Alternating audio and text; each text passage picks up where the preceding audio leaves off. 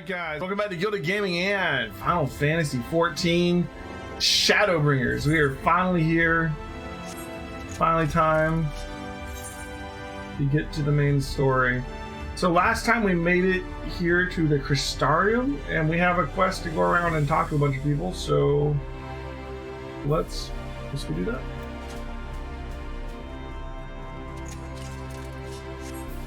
Was it this one first? I don't know if it matters what order we do them in. Looks like there's one up around this way.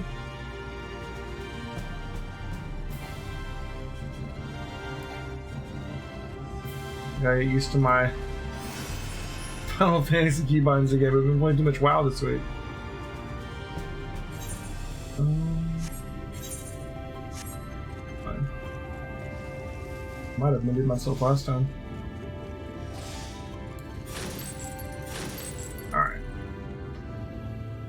I said Katniss for a second. Let's go take another look at this world too. The world overrun by light, basically. Alright. The sky is like... The thing is that this is kind of like what like some places would show as like a super pure like heaven area, right? I love it, Karanova. Check the weather condition by the mini-map. Oh, this? Everlasting light. They don't have nighttime here anymore, right?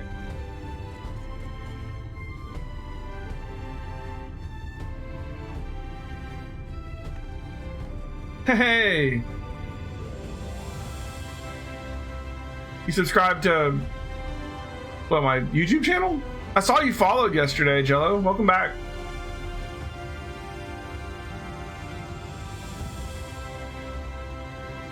Look at that. I didn't see a subscription go through, but you know, you don't. Yeah, that's great either way, man. Welcome back. Welcome to the stream. Oh man, let's see what's going on here.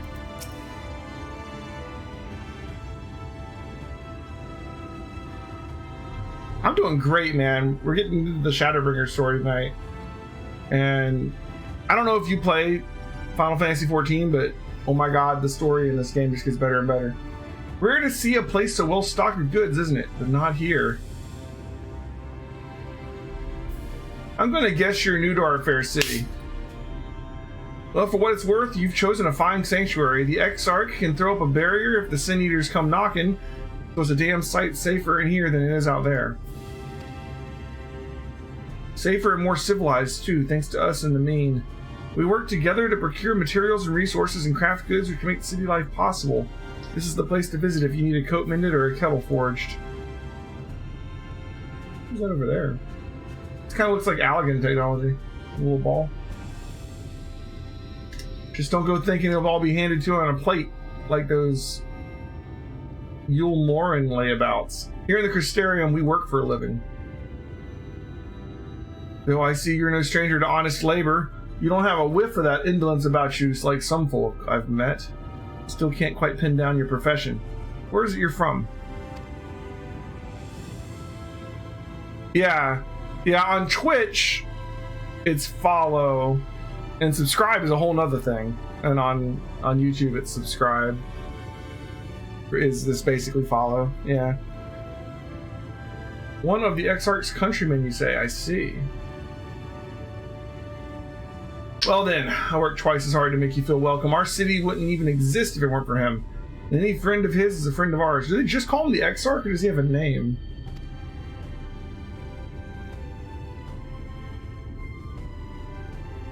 It's really quite incredible when you think about it. They say his grand magic summoned the Crystal Tower into existence. Pulled the thing out of thin air. It's interesting that we have a Crystal Tower too. It wasn't long before droves of refugees began congregating around its base and desperate for shelter after losing their homes in the flood. That's how the Crystarium began. At the XIV's invitation, buildings started going up, and with the help of some curious relics brought forth from the tower, the place gradually expanded into the thriving metropolis you see today. I don't know if I call it a metropolis. You have 2 finished with those versions. Oh, your relics. That's cool. I have been grinding my warlock in WoW, the Burning Crusade. If you haven't noticed, we're up to level 44, but it means we still have 14 more levels before I can take her to the Outlands. We'll get there. My guild is planning to start signups for raids 3 weeks after the portal opens, so I've got like another week and a half to try and get out there, but I don't think I'm going to make it in time for the first raid, but we'll see what we can do. The city's stood here for decades now, yet the eldest among us swear the Exarch looks exactly the same as he did back then. He is indeed a man of many mysteries, but for all his secrecies, never let us down. So if he and you wish to remain silent about your shared homeland, then the folk here will respect your wish for privacy. I am, however, more than a little curious about to see any crafting talent you might be hiding. If you've ought to contribute to that on the front, be sure to come back and visit once you've had a chance to settle in. Just ask for Callus, and I'll find you a niche here in the crystalline mean. You can help us keep the cogs in the city greased and turning. Your exchange with Callus has taught you about life in the Crystarium. Okay. I wonder, are we going to spend a large chunk of the... I'm guessing at this point, we're going to spend a large chunk of the expansion in this other world. I was so geared up for like storming into the Empire's lands, and now we have this whole other thing going on. I wonder if we're going to find Menphilia and the Warriors of Darkness here. This totally looks Allagan. Although, like, this is another world. Is it a parallel world, or is it just literally another world? You know, like, do they have their own Allagans? They have their own crystal tower. It sounds like the Exarch made it. I don't know. We'll find out more as we go. We haven't been keeping up with our crafting, so we're a ways behind on all that. I have been keeping up with my jobs in WoW, that yeah, there's a lot less of them. You only have 2 major professions and 3 secondaries in WoW, so, and I know what to do to level them up. All right, let's continue on. Let's head this way.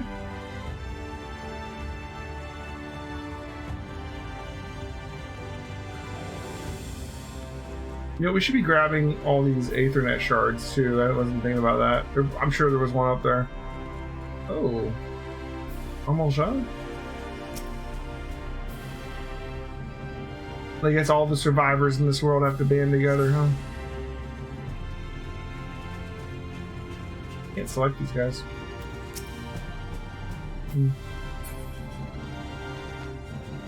Alright. Radagast. Plan Nutsy and the Nuts board. Nice.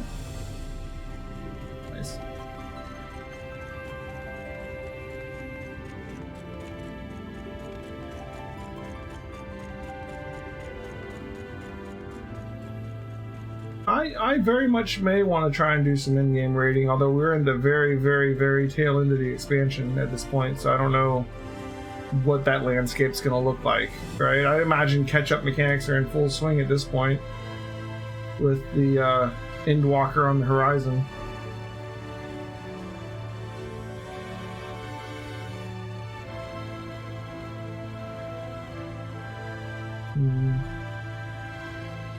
Are these doors open? No, it's above us that I'm seeing that. There's an Aether Crystal over here, maybe? Yeah. I'm just trying to hit up all these Aethernet shards. I get the feeling we'll want them later. Vera Veritas.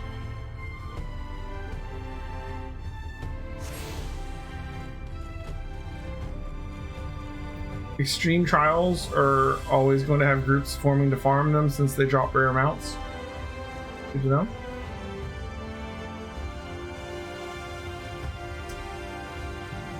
In WoW, the big thing is going to be Karazhan at the moment. The Gruul's Lair, Magtheridon's Lair are going to be open too, but Karazhan's the big... It's only a 10-man raid, but it's one of my favorites. Karazhan's pretty awesome. And I'm sure we'll get to show it on the stream. It just might be like a month before we do it, you know? Which is fine. Give me a long expansion, no need to rush. Extremes are your entry point into trying savage content. Okay. Can we go through this door? It's saying it's above us here. Okay. Oh. Well, look at this library. The Cabinet of Curiosity. Still have to finish getting all the Stormblood trial mounts.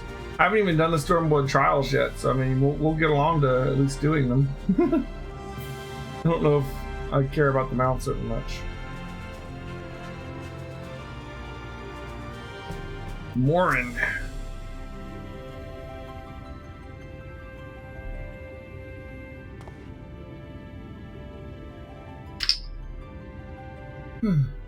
Excuse me, miss. Are you recently come to the city, perchance? I'm quite familiar with our specific roles, you see, and well...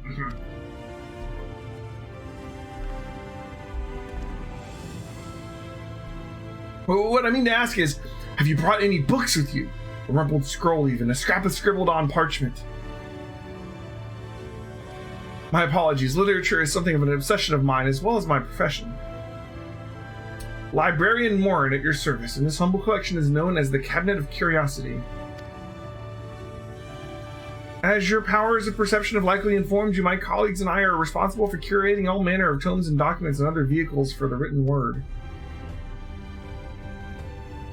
As horrific as the loss of life and land wrought by the flood unquestionably was, the damage to recorded knowledge is no less catastrophic.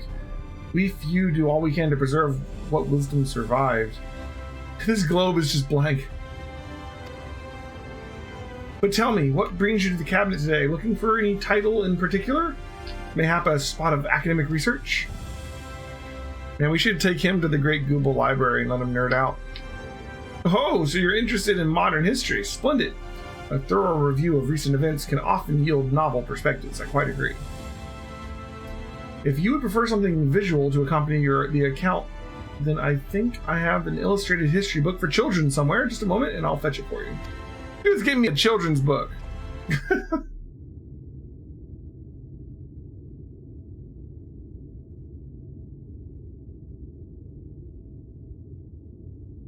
And here we are. Would you like to pull up a chair? Make yourself more comfortable with the lesson, then. On with the lesson.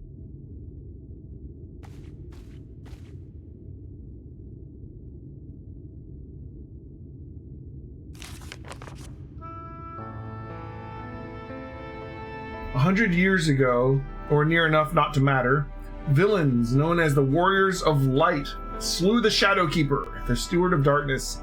I love it, the villains known as the Warriors of Light. I love it. In the wake of this tainted deed, light began to pour into the world as if from unseen cracks. It pooled and swelled without cease until the day an enormous, blinding wave rose up and swept across our star. We called this calamity the Flood of Light.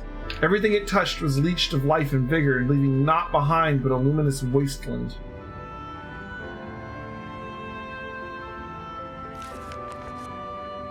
It's like, so who are you? I'm the Warrior of Light. And they all just freak out, right? Yet just when it seemed all would be lost, a savior appeared before us. The Oracle of Light, she stood twixt us and in the approaching doom, and by her power did she stay the flood. Thus was Norvrant, and Norvrant alone spared the fate of erasure. Tell me this isn't Menphilia.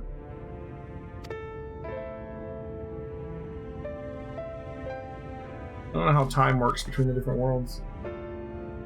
Oh, these are from the trailer. The big lion dude and the angel chick.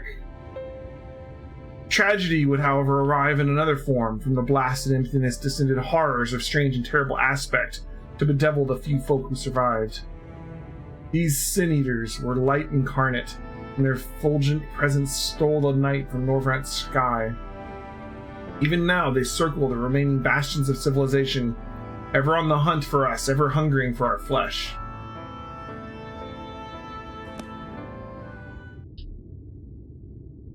The Exarch's a dude, so who's this chick that showed up to save them? And thus did the world become what it is. Should you ever wish to hear the tale again, I would be glad to retell it for you. Or if you prefer I speak to other matters, that too would be my pleasure. I should be glad of the company. Your exchange with Warren has taught you about the flood of light. Indeed. Alright, Warren.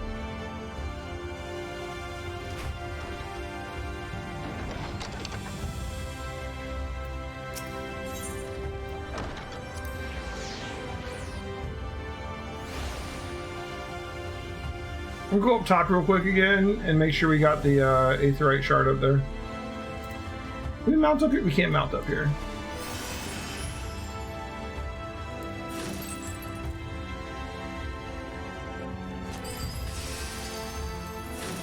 I get the feeling there's a shard up here, right? Perhaps not. There's one down below, isn't it? We already got that one, right? I think there was one that was up above us, though, right? Before? That's it. The crystalline, yeah, right here. I'm gonna check out this Amaro launch as well.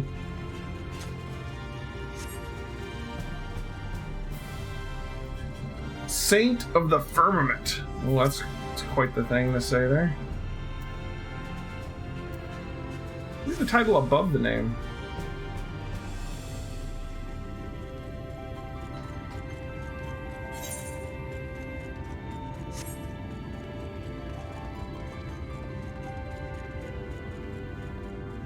It's up here.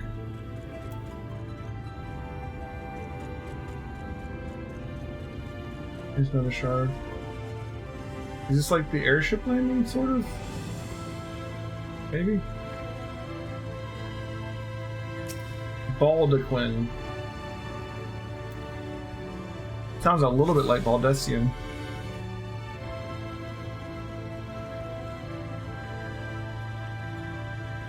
Coincidence?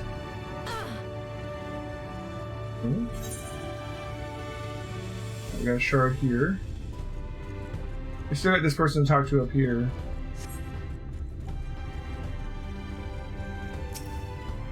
Some towers are above the name, some below. Gotcha, okay. That makes sense. Oh, there's the Exarch. He's just still chilling here waiting for us to finish talking to everybody. He's so patient.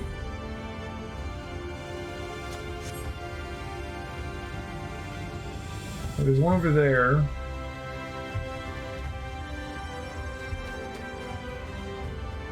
One here.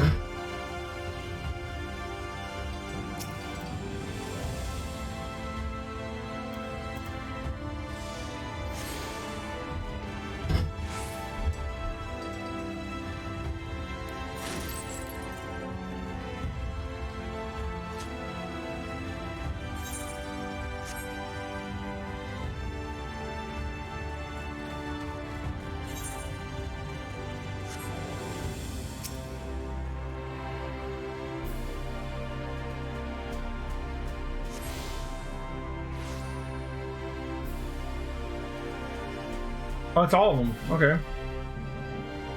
Okay, that's all of them. But the inn might be in here. Our personal suite.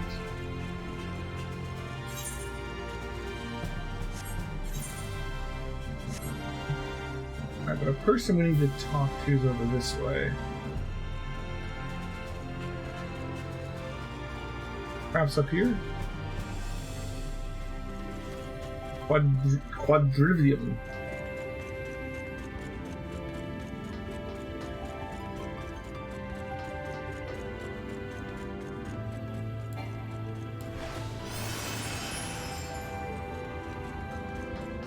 I feel like that ability barely speeds you up.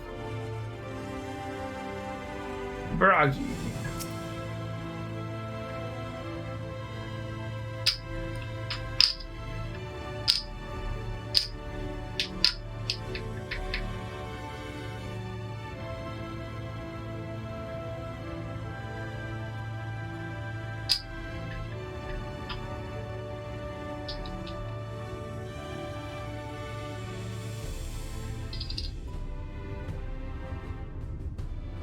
New to the city, friend. The spinning head and wide eyes will give you away.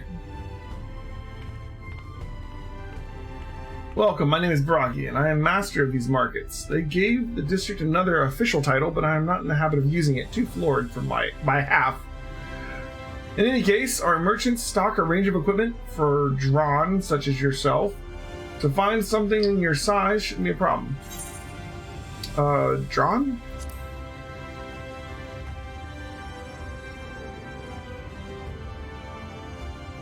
Aye, something wrong?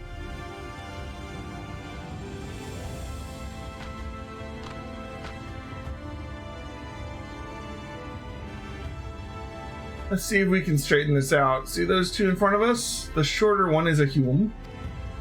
The taller one is an elf. That sturdy individual there is a Gilded. Whilst the one with the horns is a drawn like you. And then you have the large, scaly chaps with long tails and a knack for raising livestock. Those would be the Zoom.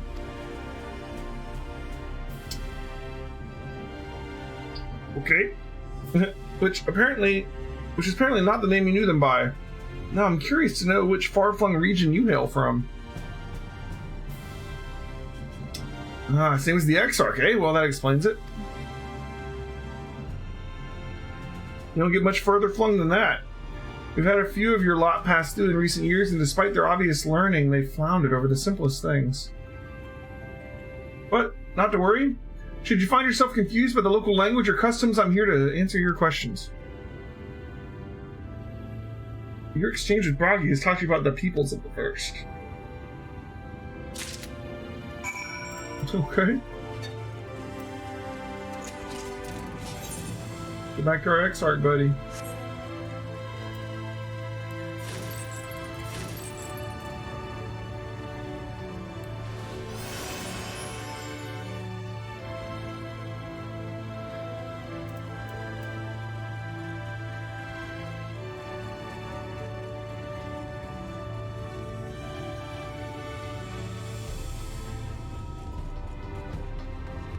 Entrance to the tower here. Well, how did you fare? Did my colleagues help you form a clearer picture of the world and its people?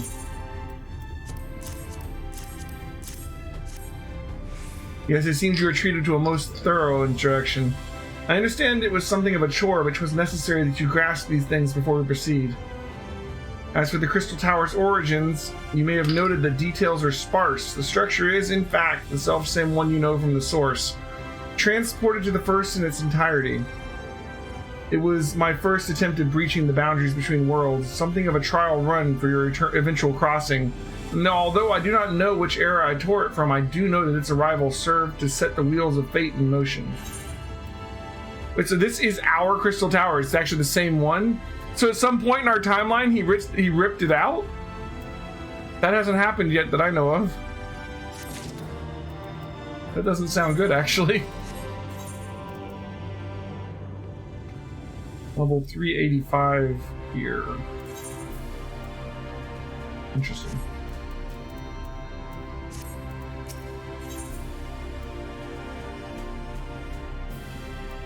Alright. Finally ready to discuss the matter of your comrade's whereabouts. You've done as I requested and learned something of the world in which you find yourself. Now it's time I fulfilled my half of the bargain and explained what has befallen your comrades. That is a conversation I would rather have in the privacy of my quarters, however, and I must go on ahead to the tower and organize a few things, but I shall see that the guard knows to admit you. The tower's gate lies open then. Well, yes, of course. It can be opened and closed just like any other. Does that seem strange to you?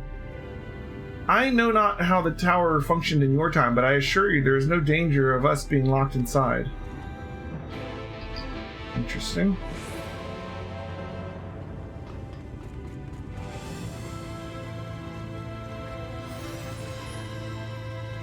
Well, let's go in the Crystal Tower.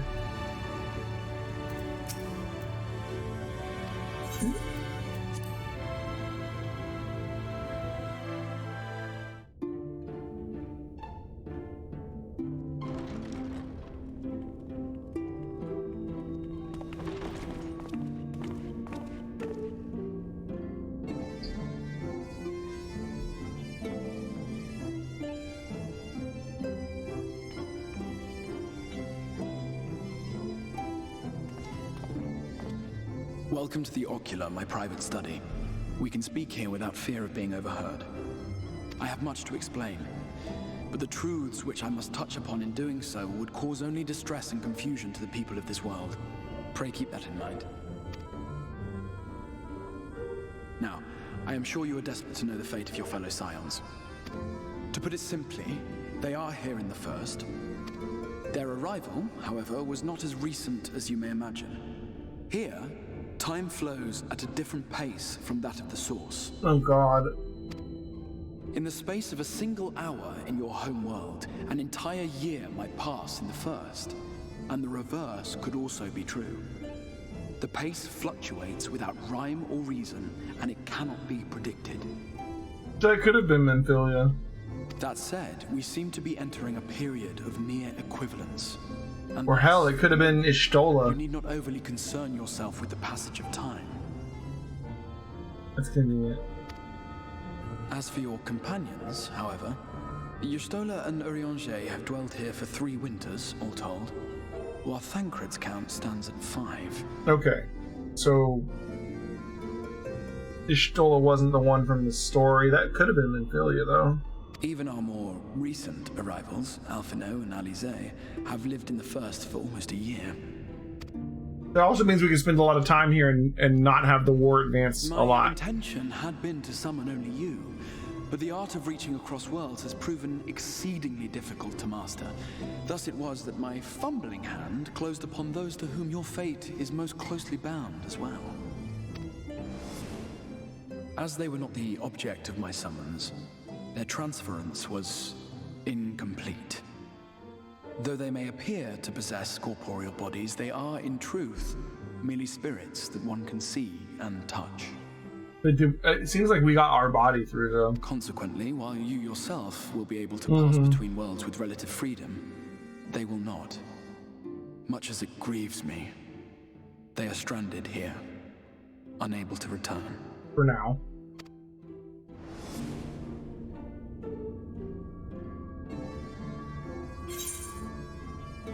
Then find a ways in the back.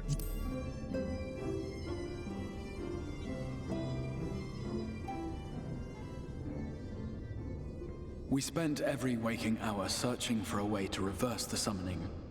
In the beginning, at least. As you may have surmised, however, our efforts met with little success. And then we all but abandoned the endeavor once Urianger shared with us the vision he had witnessed during his journey through the rift. In that chaotic no-man's land between realms, time and space warp and blend in unexpected ways. What Urianger saw was the future, that which would one day come to pass.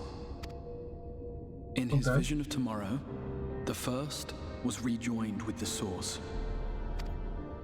This collision of worlds brought about the 8th umbral calamity and the deaths of countless multitudes. Amongst those who perished, Urianger clearly saw the fall of the Scion's mightiest champion. He watched you die.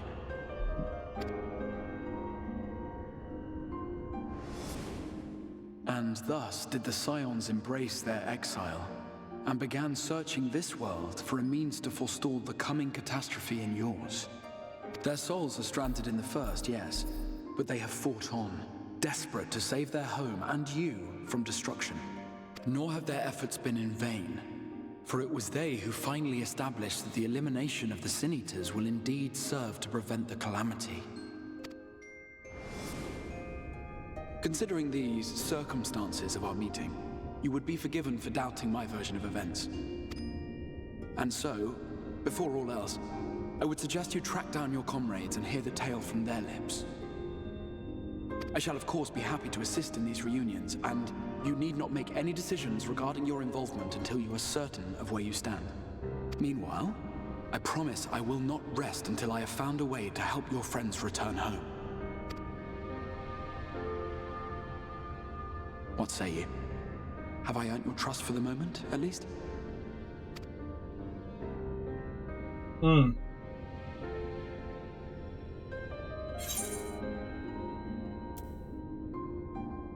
For the moment.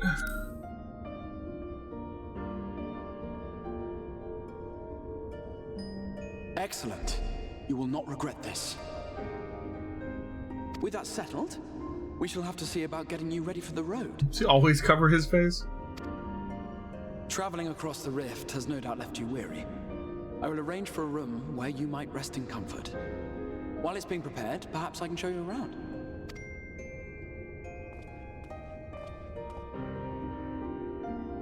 I want to find Alphino and Alize first, probably. And then, like, Stola. I don't know. I don't know if we get a choice in the order. Alright. The Crystarium boasts a number of residential districts, but I have been informed that a room has just become available in the Pendants, which it turns out is perfect. Our path there will take us past the markets, and I was hoping to give you your own introduction to their wares. Come along. You don't need to know about this.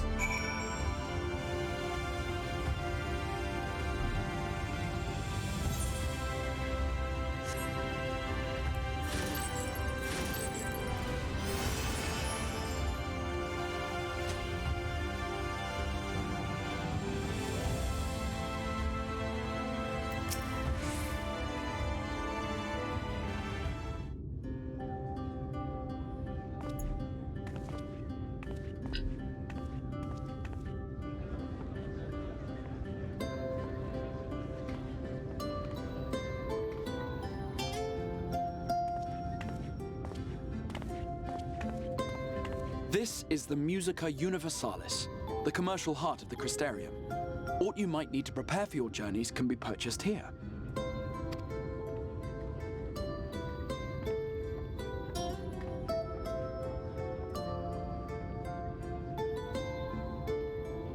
Ah, yes. You must be curious about the currency.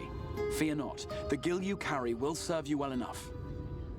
I'm curious. So at first I thought he was using the Crystal Tower to pull things through, right? But he pulled the Crystal Tower through. So is this just a natural ability this kid has? Each nation once minted its own coins, but 'twas all a jumbled mess following the flood. After much debate, the local merchants eventually elected to revert to the old ways, wherein a coin's value was decided by the worth of its metal. As for a unit of measurement, we agreed upon the term gil, a word borrowed from coins uncovered within the Crystal Tower here.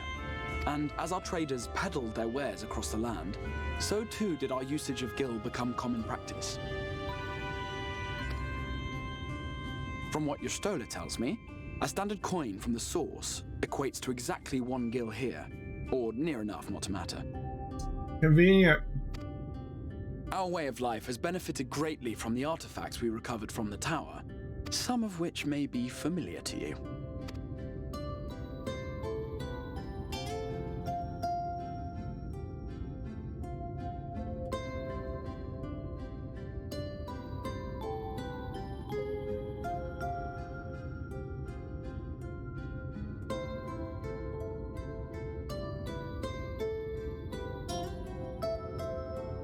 But I fear it would not be practical for us to provide everything to which you are accustomed. You shall need a means to access the commodities of your homeworld. Avan Kerm Sin? What are you talking to? Yes, I'm here.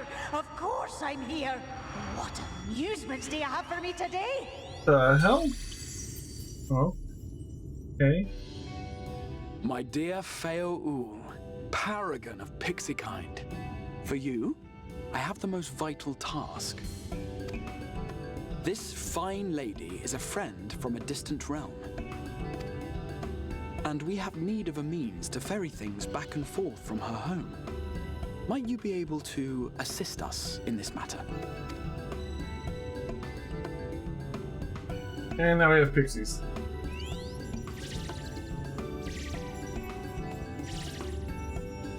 You came from beyond, didn't you? From beyond the rift? How wonderfully exciting! What a brave and reckless and marvelous thing you did! You've the heart of a pixie, you do.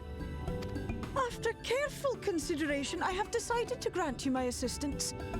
Make a pact with me and the fun can begin. What? But answer me this, traveler. Did your garments come with you when you crossed over? Your teeth? Your nails?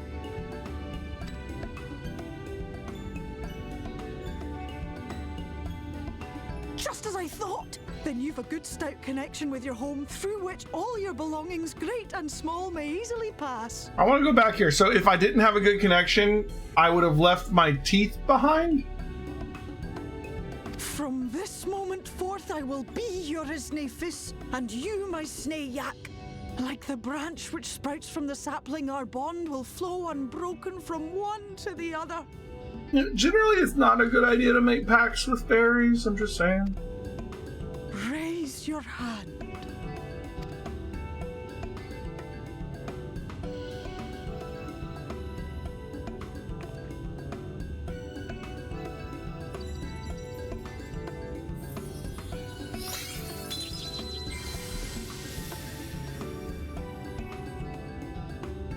Tis done.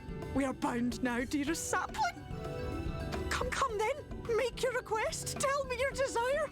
I wish to visit this world of yours. Oh God. Mayhap a message to your friends in the Source to inform them of your safe arrival.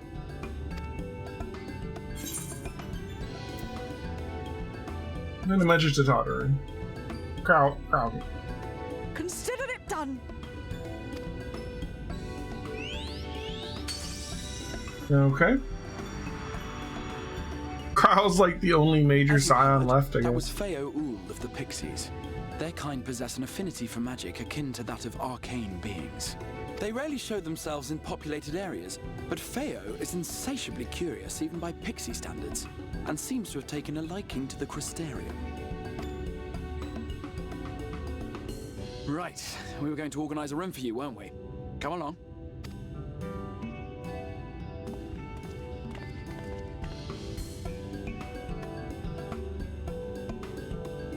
Just introducing some new mechanics, I guess. As a result of your pact with Feo Ul, you now have access to delivery moogles, market boards, and summoning bells while on the first. Go figure.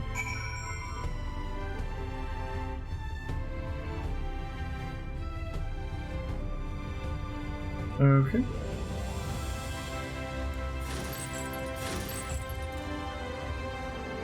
Apothecary.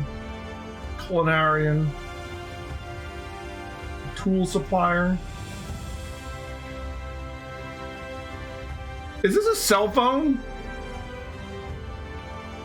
It looks like a freaking iPhone.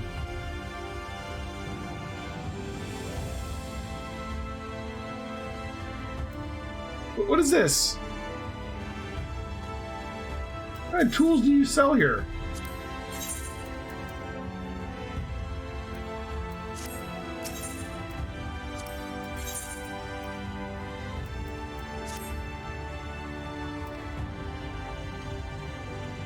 Tombstone, sure. Cell phone.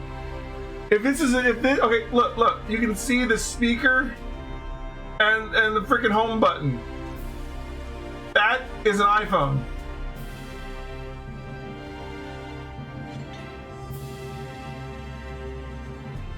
Why are you selling cell phones, man? Where did you get that from?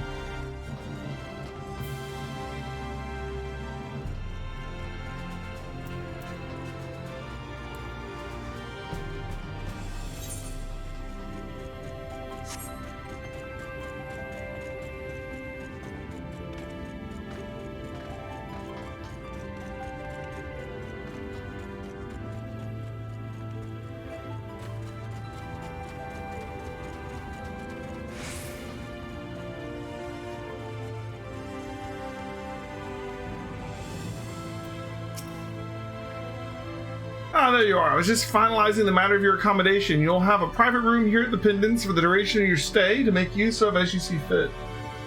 When you're ready to retire, the manager will show you to your lodgings. Pray rest and recuperate, and we shall reconvene in the ocular anon. I believe that covers all the practical concerns.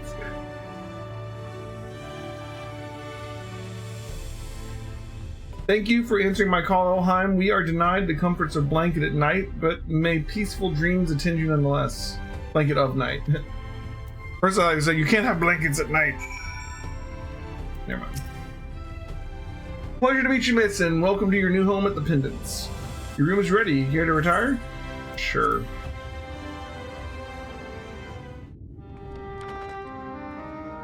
Big room.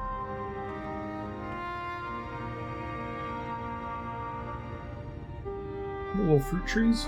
What is that?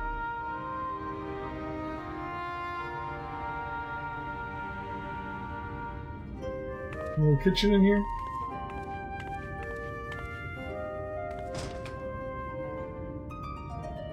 A view?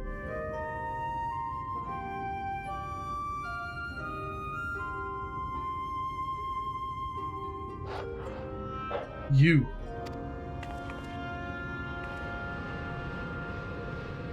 Hello. Warrior of Darkness? What's up, bro? I know you. You're the warrior of light from the source.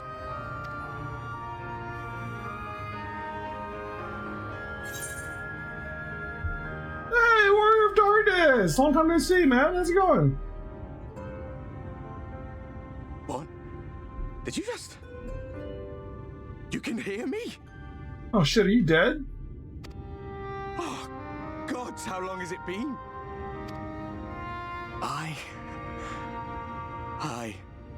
That was what I called myself in your world. The Warrior of Darkness. My real name is Ardbert. I used an alias in the source, a daft one, looking back. Okay, nice to meet you, Ardbert. If you recall my tale, it was my comrades and I who caused the flood. That is the story, yeah.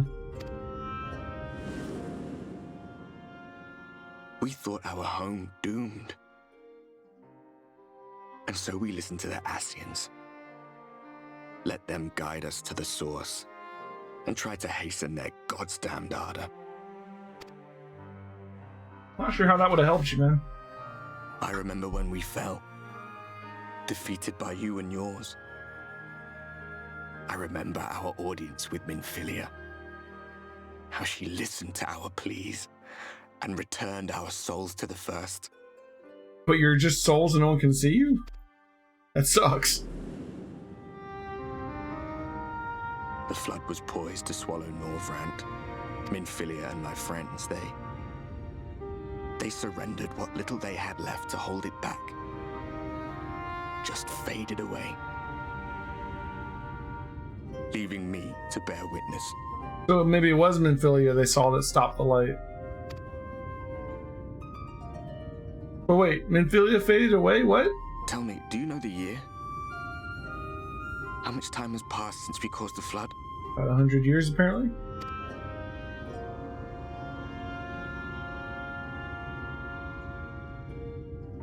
A 100 years. 100 long years.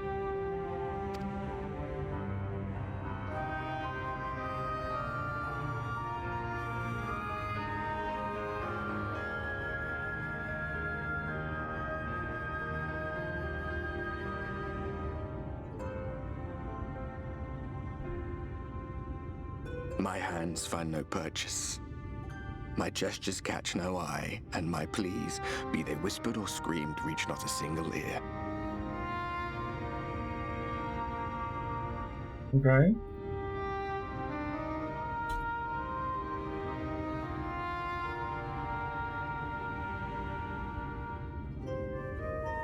I am a shade, cursed to do naught but drift.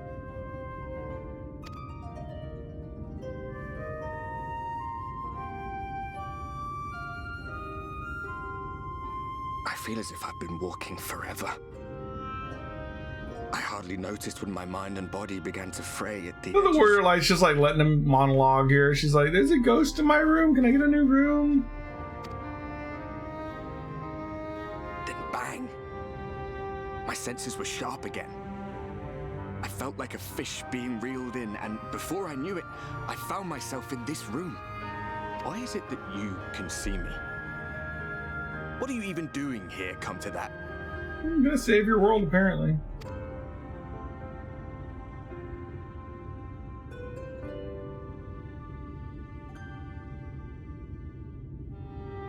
By becoming the Warrior of Darkness.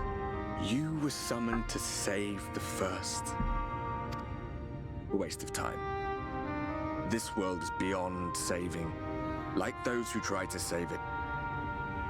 This dude is always so like, nope, everything's done. We lost. We messed everything up. Muddled as my mind may be, I've not forgotten that.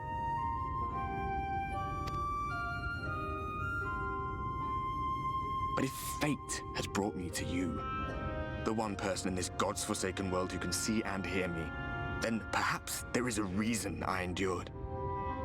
His axe reminds me of playing like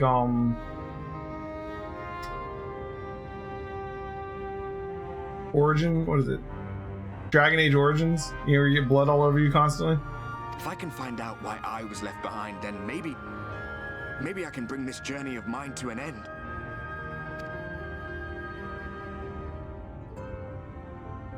Well, I'll be watching, Warrior of Light. But do me a favor. Be careful out there. This world has had its fill of heroes.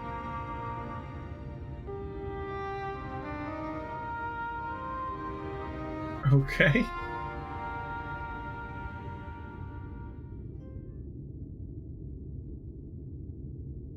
That looks so uncomfortable. It's like super flat bed and we're laying on it like a board.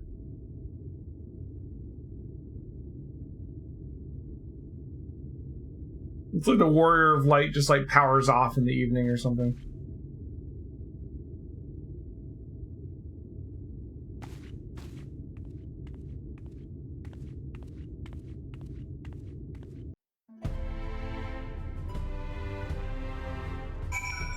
Speak with the manager.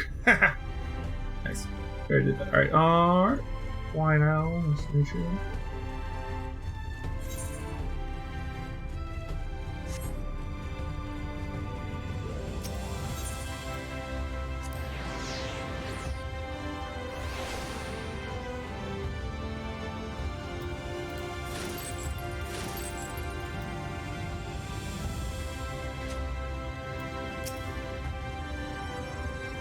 Mistress Elheim, the Exarch awaits you inside.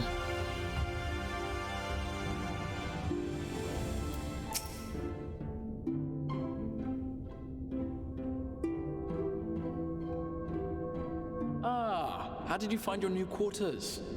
I trust you were able to rest.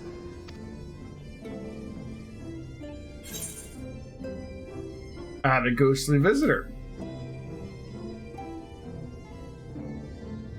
I was not aware the room was haunted, and you were rather tired. Well, should you receive another visitation, be sure to let me know. Are you saying I imagined it? Now, let us return to the subject of the Scion's whereabouts.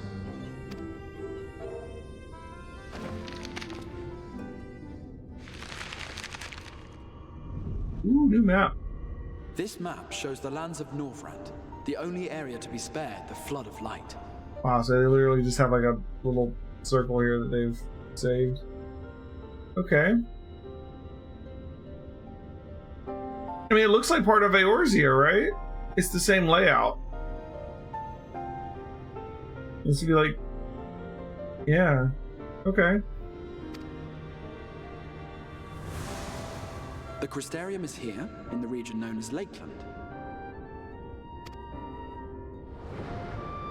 And to the north is the fairy kingdom of Ilmeg. That is where you'll find Urianger. Okay. To the east lies the once prosperous civilization of Rak-Tika. Your Stola is stationed there, in the heart of the forest. So Gridania. Alas, neither location can be reached without considerable difficulty.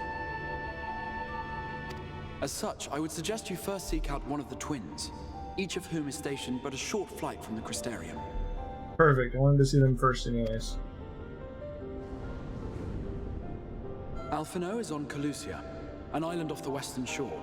It is home to a city called Yulmore, where the rich and privileged while away their days in idleness. For his part in furthering our cause, Alphino journeyed there to meet with the citizenry and forge alliances. From what I hear, he has since kept himself busy gathering information around the main settlement. Yeah, it sounds like him.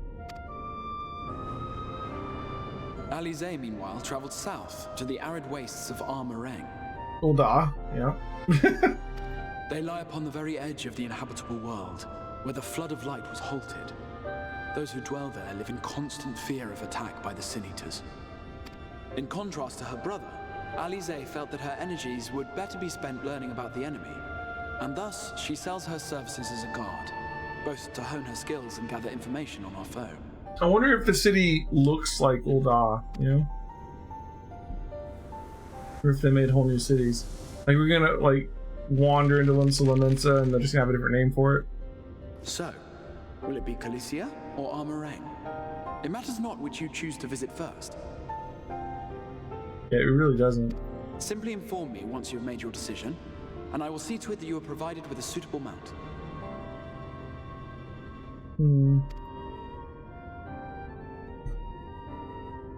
Ah, but you must be wondering about Thancred. Yeah, you didn't mention him. He has taken up with a new companion, and is presently engaged as a wandering hunter of Sin Eaters. Right, in the trailer, didn't he have like a young Minfilia somehow? I don't know how that works and if she was the one that stopped the light 100 years ago, but let's not worry about that.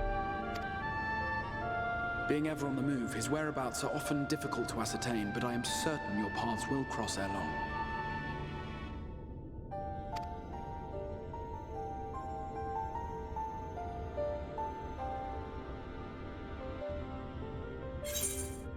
Okay.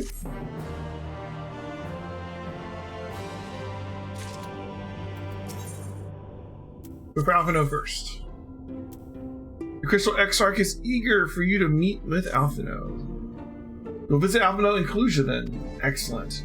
As I mentioned, your destination is an island off the west coast, so you'll need a mount capable of making the journey. Here's a letter of introduction. Present it to Zemjamai, the master of beasts, at Timonos Rookery, and he'll take care of you. When you see Alphino, be sure to pass on my warmest regards. Do my normal mounts not work here? We'll save that one for later. I guess we can just go ahead and grab it. Ready to depart for Armareng. Alize will be overjoyed to see you safe. I know she was particularly concerned for your well-being. She impressed upon me how regrettable the timing of her summoning was, repeatedly. I only hope that my part in sending you to her will garner me some measure of forgiveness. Here, this is a letter of introduction addressed to a man named Kassard, the master of a merchant caravan. There are a few who know the ways of the desert as well as he does. Find him at the Amaro launch and he will see that you reach your destination. Cool. Let's, get out of here.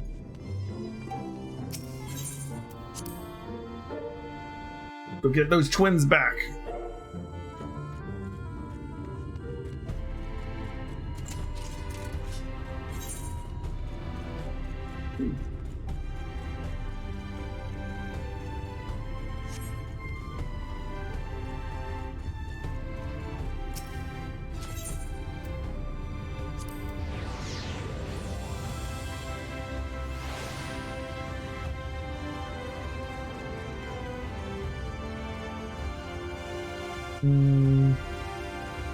Get up above me?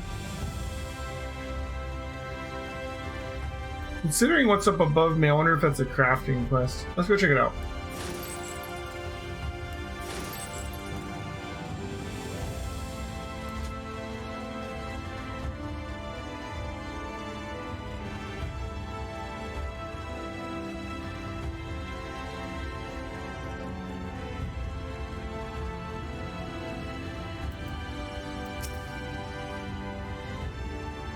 Hold a moment, sinner. You're not from around here, are you? A fellow wandering soul, an eternal inhabitant of the road? I thought so. Erlaf's the name. My aspiration is to travel the whole wide world, though it's a fair bit smaller than it used to be, so as far as dreams go, it's a lot more realistic than you might think. But danger still lurks in every corner and around every bend. Even so, this sinner's got nerves of steel. He's a born explorer, Erlaf. There's no land too distant or place too forbidden nigh. But what is it that I spy poking out of your pack? A log, if I'm not mistaken. Give it over, would you? So he's gonna upgrade our log to some kind of new log. Aha, I thought so. A record of fantastic vistas and unforgettable sights for kindred spirits. A morrow of a feather. Excellent, excellent. It is only right that I share with you such wondrous experiences as I have with me, a collection of amazing vistas I catalog myself that I guarantee will rival the best you've ever seen. Norvrant may be a shadow of its former glory, but there's still joy and excitement to be found, and I know if you know where to look, my friend, so I implore you to look. Follow my footsteps, savor every moment of the journey, and then, when you feel you've discovered every secret in this room has to offer, start again. I promise you won't be disappointed.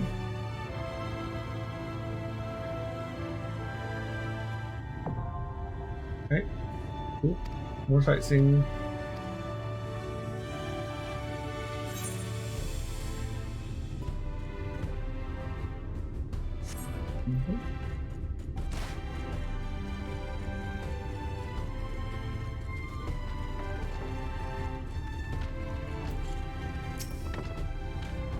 Your face is unknown to me. What business have you at my rookery?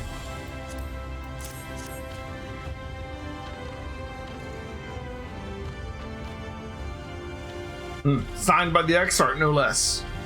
Yes, I can provide you with an Amaro for passage to Kuluja. I will pick you out a friendly wealth. Not a chocobo then. Chocobo? Do you hail from one of Norvrant's more isolated settlements, perchance? I hear there are a few places where they ride little elts. But here in the Crystarium, mounts like that gray fellow over there are far more commonly used. And seeing as you are plainly unaccustomed to riding a Amaro, I think it best I accompany you on this flight myself. Any Zun worth his name could do it, of course, but the XIV sent you to me. Ensuring your arrival as safely is my responsibility. Gather your things and meet me at the Amaro launch. One of the junior tamers will attend to you while I ready the mounts.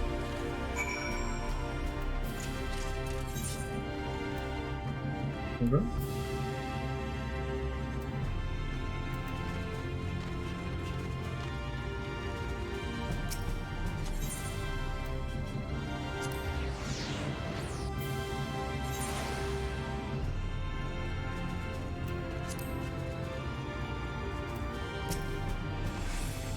You want to fly an Amaro to Kuluja? Well, I suppose if Master Jimai is going with you.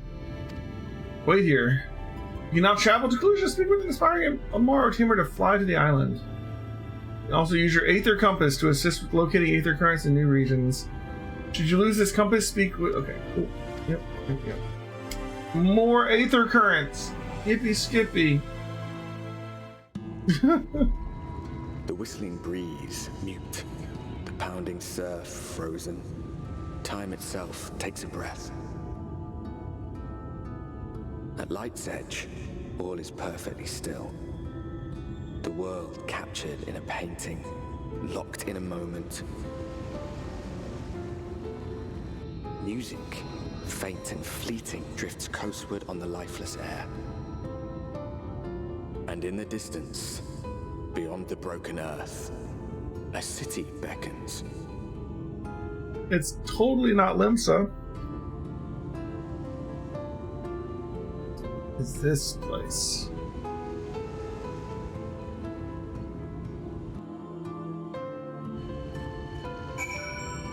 Cracked Shell Beach.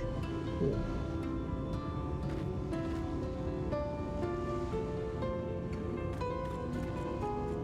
Look what this little town out here is.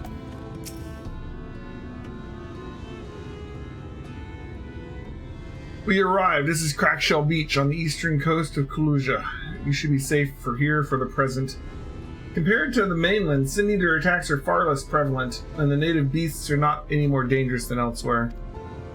It is the people you should be wary of.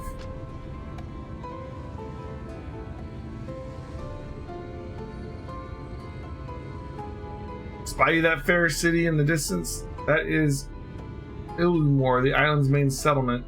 It rivals the Crystarium in scale and was once an ally in our battle against the abominations. For years, the Elmoran elite have fancied themselves the masters of what remains of our broken world. They've gone as far as to offer the leaders of our other settlements their protection if we bend the knee. But to say their ideals are questionable would be putting it mildly. The Crystarium is one among many who resist their heavy-handed authority, and while we're not at war, our relationship is strained at best.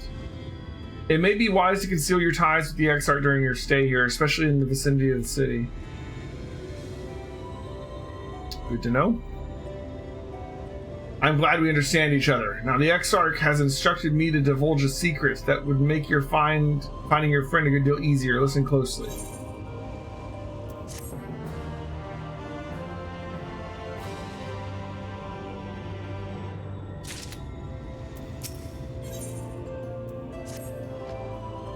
If you head south along the coast, you'll eventually come to a fisherman's shack. A friend of the Crystarium lives there, a man who goes by the name of Ebor. Ebor keeps an eye on everything that happens in Kalusia and will be able to point you in the right direction. Just hand him a sprig of thyme, and that will let him know you can be trusted. Here, this should be enough. Find your friend. I will stay with the Amano until you're ready to return. Oh, we can mount up here.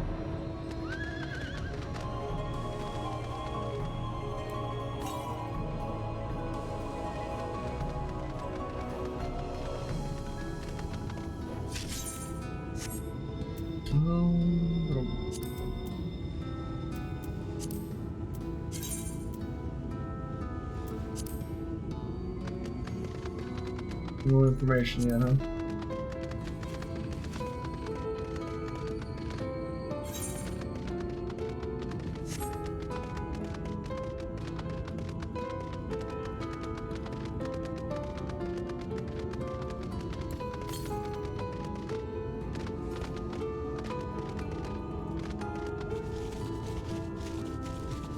We got a crystal up here. Oh, the music! He's level 70. Alright. Are you done? Okay. I was gonna fight him, but he doesn't want to fight. Probably smart.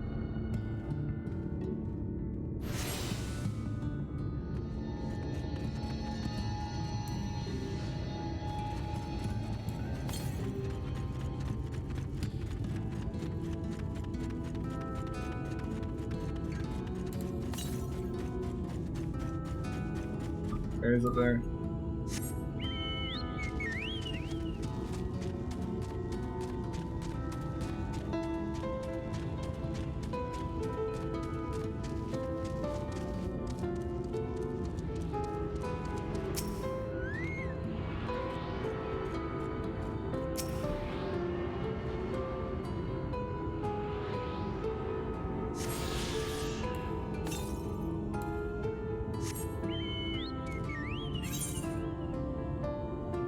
This map's bigger than I think.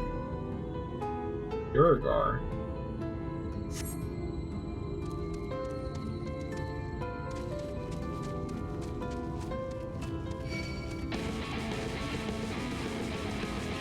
The battle music though. And I know I've been playing too much WoW because I just looked up and went, oh, I don't have my demon armor on. Oh, not Warlock.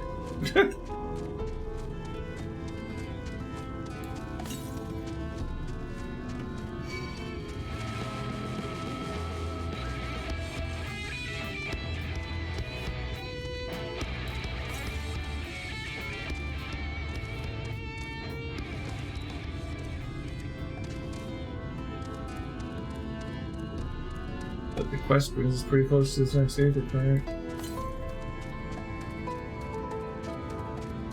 There it is. So they told us about this. They didn't tell us about this over here. It's like a different faction of these guys.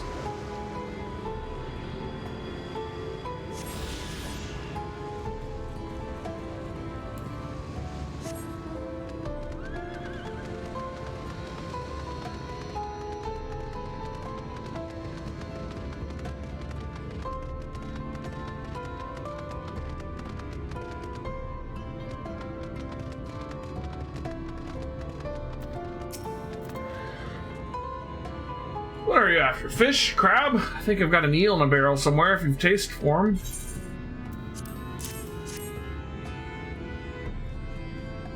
Oh, I do love a bit of thyme. Chuck some on the pan. It's like a bloody festival of flavor. Now, what is it I can do for you? Can't say there's been any major upsets to report the past few weeks. Alphino, eh? I know the one.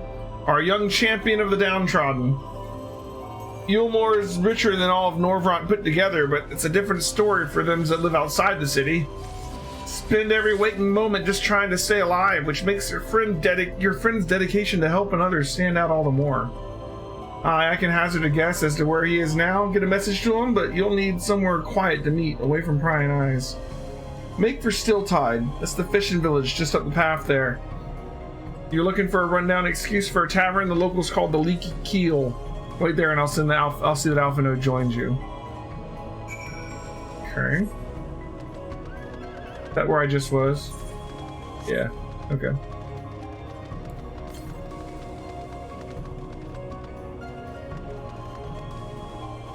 $600 gallons. Okay.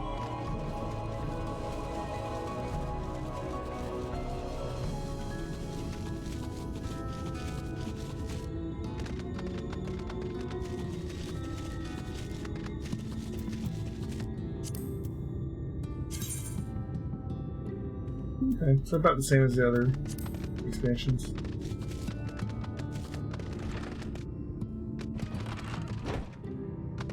Just wait here.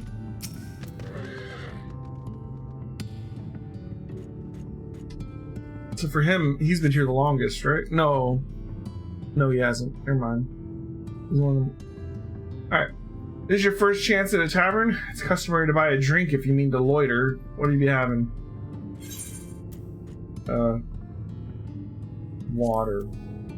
A fine choice, and what you'd be paying with? Gil. Oh no, these are exotic. Where did you come by coins like that? I'm sorry, dear, I don't have any doubt they have value, but I don't have a touchstone to test the purity, and I'm not about to go begging for one from the neighbors, so we'll just have to come to some other arrangement. Here's an idea. There's a common to the north where we grow our vegetables, but lately the pests have been eating more of them than we have. What do you say of a bit of extermination work? I want you to squash any vermin you find, then visit the caretaker and give him an earful from me for sleeping on the job. He'll be in the old silo next to the fence, snoring like it's not. Do that for me, and you can laze about here as long as you like. What's with a glass of water? Damn, woman. Fine, I'll go clean up your frickin' farm. At least it makes more sense for the people in this world to boss me around and give me menial tasks, because they don't know that, like, everything we've done. Some of the other people in the main world are like, it's like, dude, it's the Warrior of Light. Yeah, I know it's the Warrior of Light, and I want him to go pick me up a bottle of wine, alright?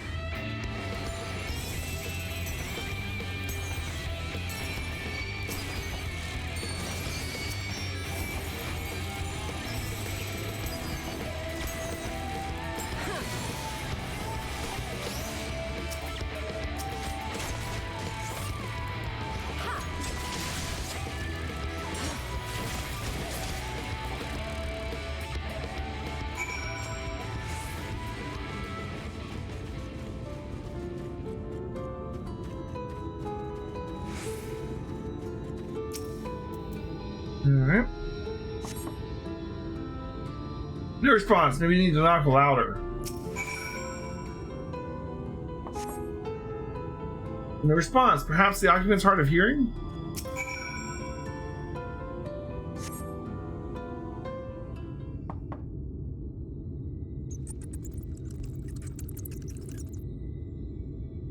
You hear a faint squeaking from the room beyond. It's time to burst in and save the day, brave adventurer.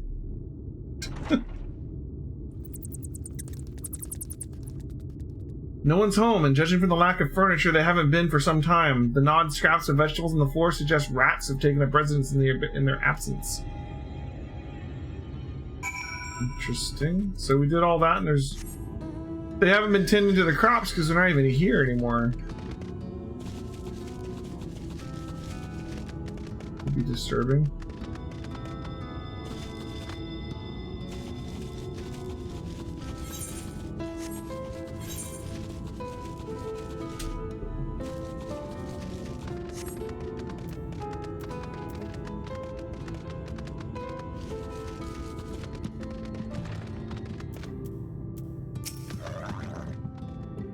Welcome back, dear. And what did the good-for-nothing caretaker have to say to himself? Gone? Must have left to join the rest of the hopefuls.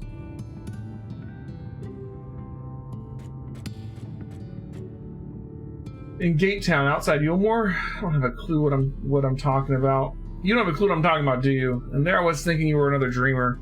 Well, never mind all that. Take a seat wherever you like, dear. You've more than earned it. I'll even throw in another drink on the house.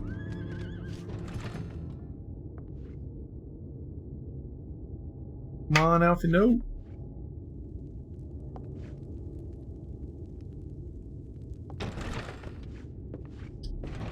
Oh, of course they're gonna have new outfits because they've been here for years, right? And how is business today, Mistress Theva? Look at this outfit. What are you wearing, dude?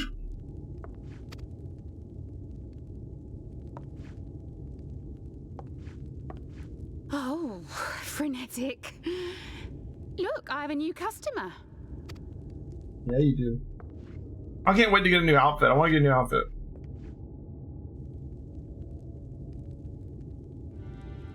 Tis good to see you, my friend.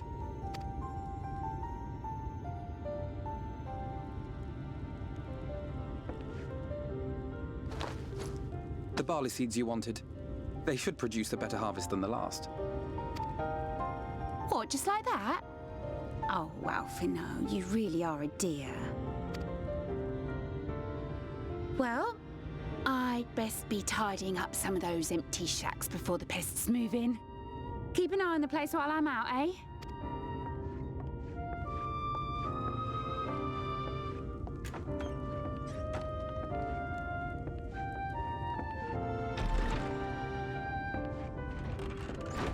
It seems an age since last we spoke. Not since the prisoner exchange in Doma. And Yotsu. It has been even longer for me, of course, if you count the days I've spent here. But the time has only added to the relief I feel seeing you safe and well.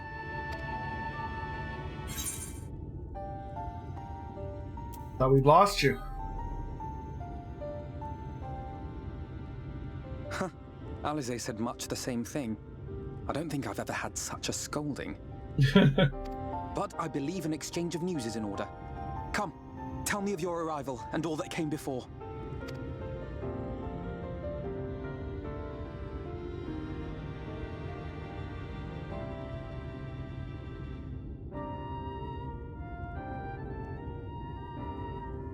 I see. Both the Exarch and Alize told me what they knew of events, but I had stubbornly clung on to the hope that all-out war might yet be avoidable. And poor Tataru. She must be sick with worry. We must endeavor to return as soon as we may. It would be nice to bring her good tidings for a change.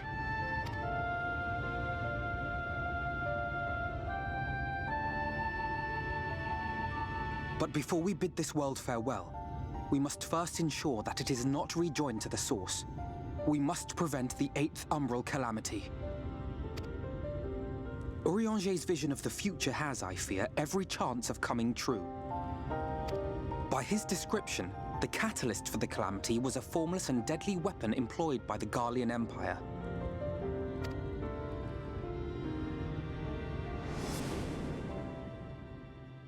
Which can only mean one thing. Black Rose. Gaius was telling you the truth. When we were on the trail of the Ascians, we saw evidence that the gas was being manufactured once more. Gaius was adamant that the project had been scrapped. But so long as there are wars to be waged, there will always be those determined to win by any means. And thus simply destroying the existing stores of Black Rose would do little to alter fate's course.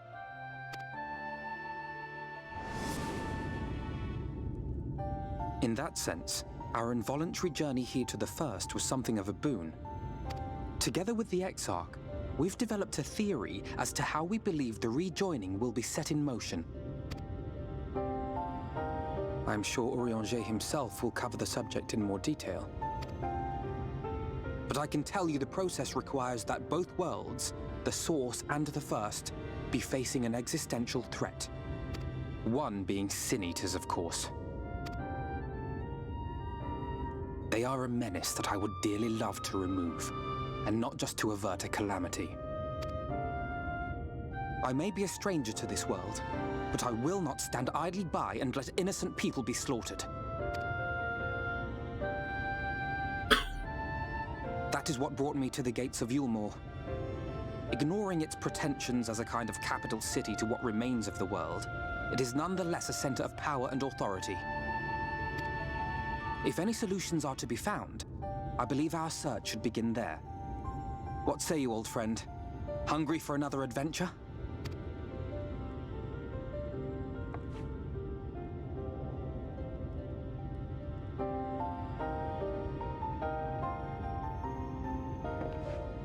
And so we take to the road once more.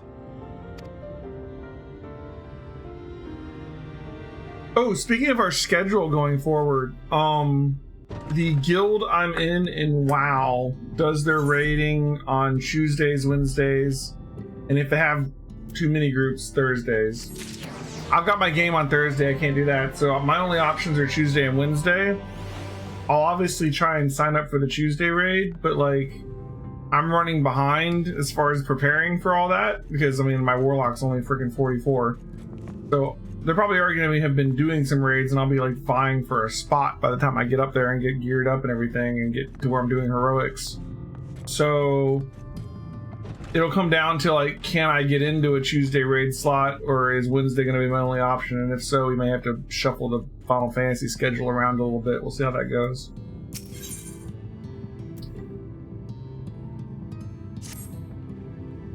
Assuming you have no objections, let's make our way directly to the city outskirts. If we time our arrival just right, you may be lucky enough to see why I have yet to set foot in Yulmore, despite my best efforts to do so. Come, from here you must head west and then cross a small bridge.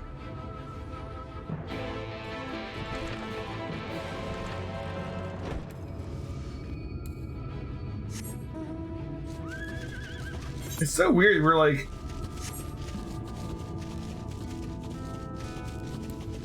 just in a whole new world, huh?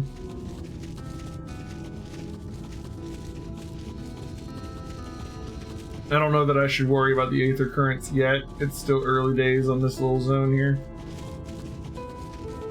We'll just get them if they're really close. There's one way off to the north, probably over by that waterfall or something.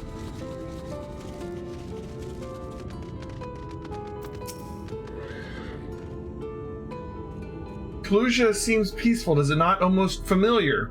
I had a similar impression of the Crystarium. Even in this distant world, people are much the same. To think that whenever a calamity struck the source, the reflection such as this one, with all its culture and history, was being erased from existence. No, get away from me. Over there. Quickly, someone's in trouble.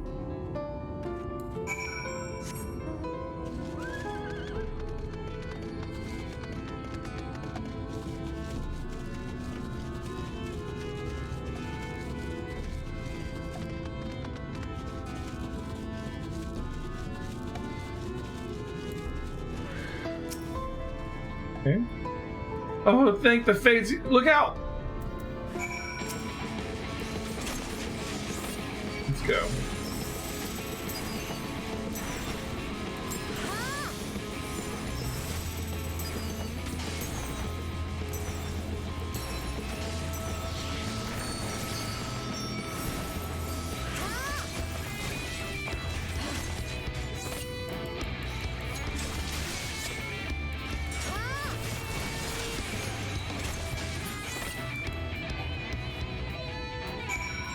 Given cowardice. Interesting. Manic Madam.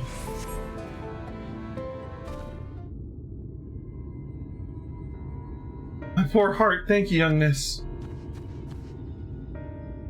Ah, there you are. In my haste, I lost my bearings, but I see you have the situation well in hand. Fine work. Are you all right, madam? Just a few bruises from where I fell. Nothing compared to what was in store for me before this brave soul came to my rescue. I honestly thought I was done for. My feet are not as swift as they once were, and I knew that there was no one left to hear me scream, not that let me stop me. I should probably leave my old house behind and queue up outside Yulmore with the rest of them. Doubt those fancy lords and ladies would welcome an old crone like me. Still, even a shack near the gate has to be safer than staying here. One would hope. Either way, I suggest you avoid wandering alone lest you make the Sin Eater's tasks any easier.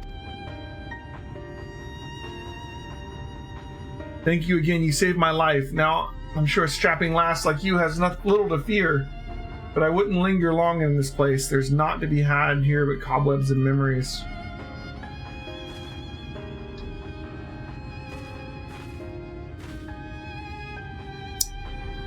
Tis as the lady says, many in these parts have abandoned their homes to live in Yulmore's shadow. Should the Sin Eaters descend upon this region, there are precious few with the strength to fight them off. Speaking of which, what have you been told of these monsters? A brief history then. 'Twas not long after the flood swallowed the better part of the world that the Sin Eaters first appeared, some beastly, some beauteous. Yet regardless of their form, all seem incapable of speech, and all are driven by the same insatiable appetite for mortal aether. They are predators, and we are their prey. Pelusia suffers from far fewer attacks than most regions, but even so, the list of Sin Eaters' victims grows longer by the day, a tragedy without end.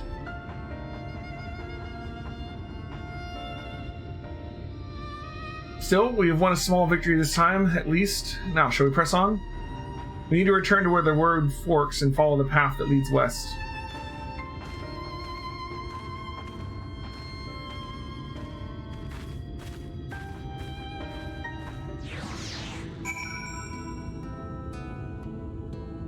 Okay.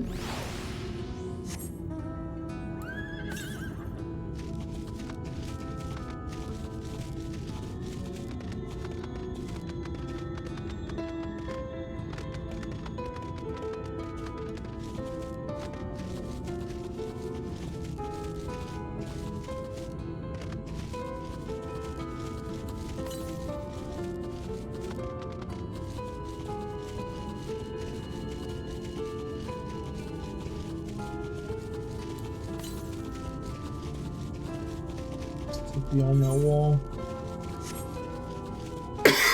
Yeah, let's not worry too much about aether currents unless they're within like 200.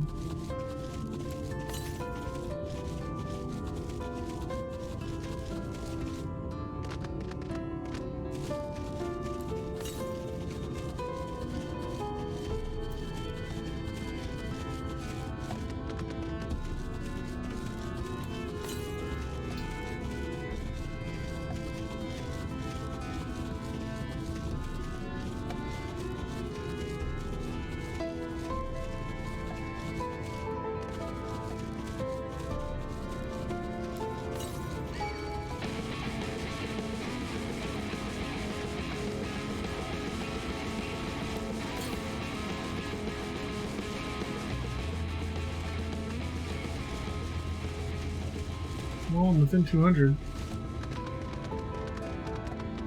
There it is.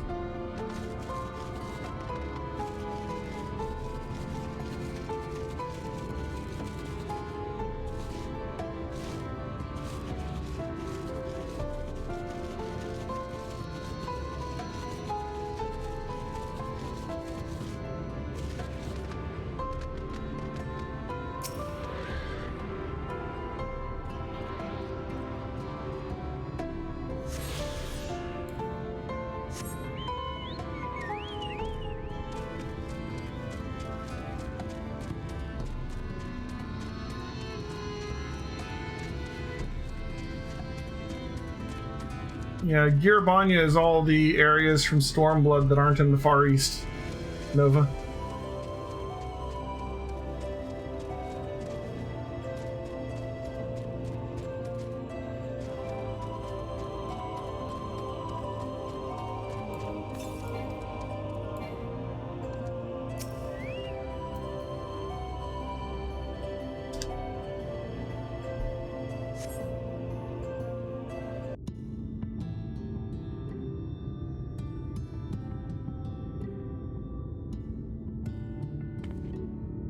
That gate up ahead is known as the Open Arms, and Yulmore itself lies beyond. Open Arms, huh? This, meanwhile, is the aptly named Gate Town, the dwelling place of the many desperate souls who hope to be chosen to live in the city proper.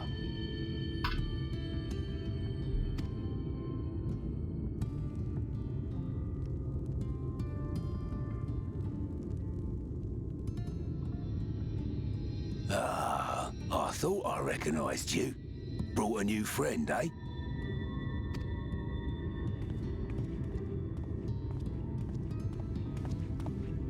Not the voice I... I'll bet you got a trick or two up your sleeve. Not the Maybe face I you expected for the free. voice. Care to show me?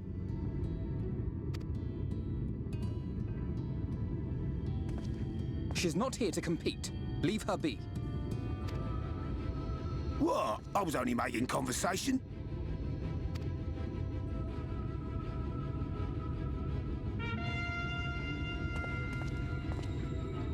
Ladies and gentlemen, your attention, please!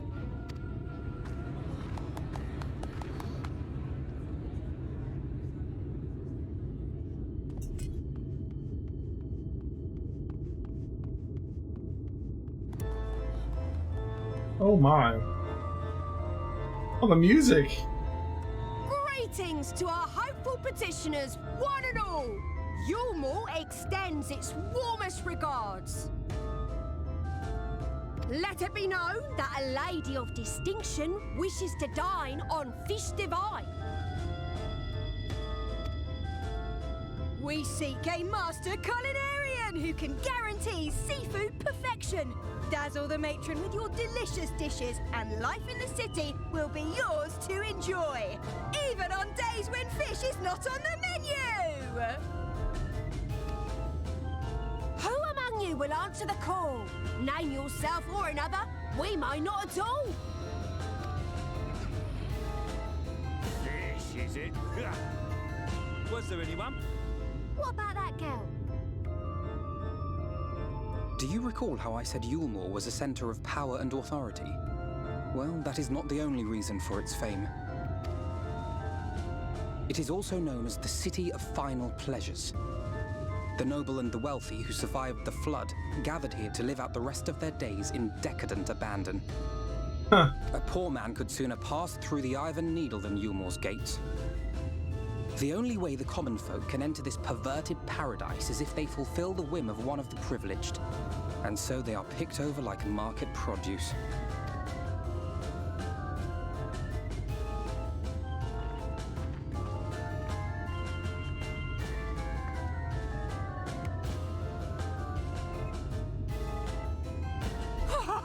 What a catch! We'll not be throwing this one back. Having seen your all too obvious charms, we welcome you with open arms. Come, join us in the City of Splendor and live out your life in an ecstasy of endeavor.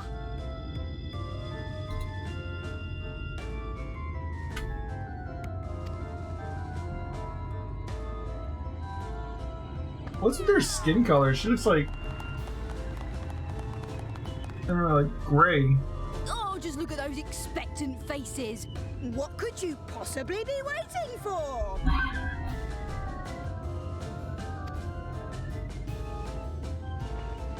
Well, what have we here?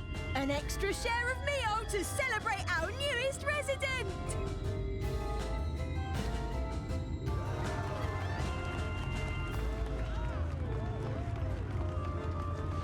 For you. Ah, lost! Enjoy. Thank goodness. Over here. Meal is a foodstuff which Yulmore routinely doles out to the people of Gatetown, and apparently a staple for its citizens as well. Many here rely on it to survive in these times of scarcity, yet the whole arrangement just seems...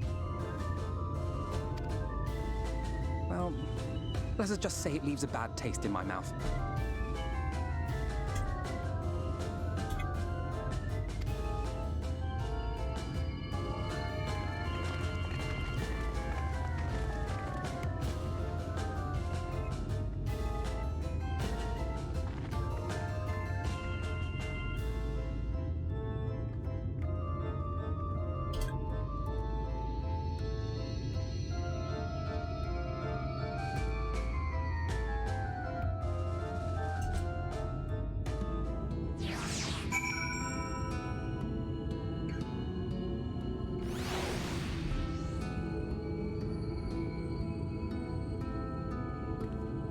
Alright.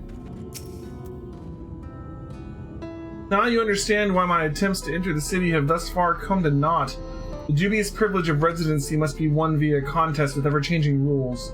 They say this policy has been in place for the past 2 decades, ever since Yulmore's current ruler came to power. Yet from what I've seen, it does more harm than good. Not only does it distract people from the shared struggle against the seniors, it robs them of their self-sufficiency. I've tried to propose ways they can improve their lot, but my words invariably fall on deaf ears. The attitude is so entrenched now. I worry that, well, mayhap you should take a turn around Gatetown and judge the situation for yourself. Okay.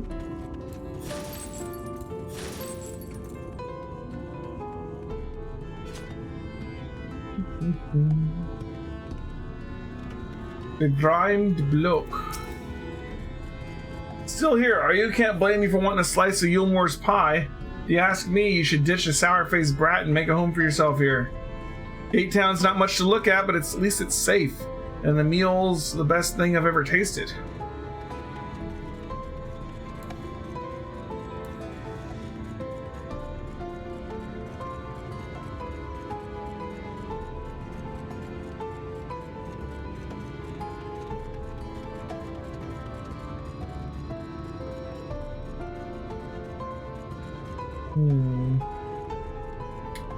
A bubbling cook pot. Large pot bubbles over the frame. Pale chunks meal. You realize float in otherwise plain broth.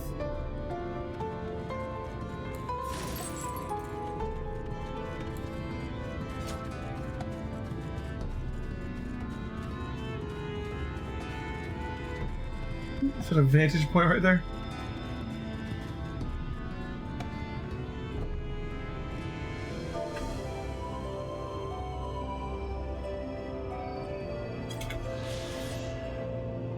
Damn. 172,500 XP for typing lookout. Just look at it. Can you imagine a more beautiful city? Every day I dream of a life that waits me outside these walls. Oh, will they ever pick me? Doesn't seem like it.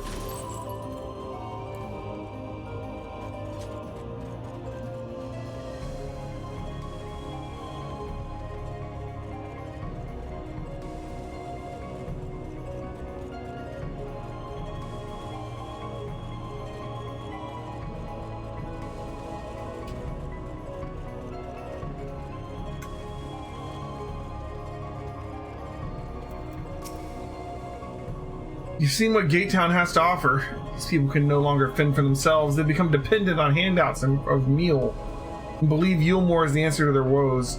Yet no matter how I frame the encouragement, they seem unwilling, they unable to conceive of any other way of life.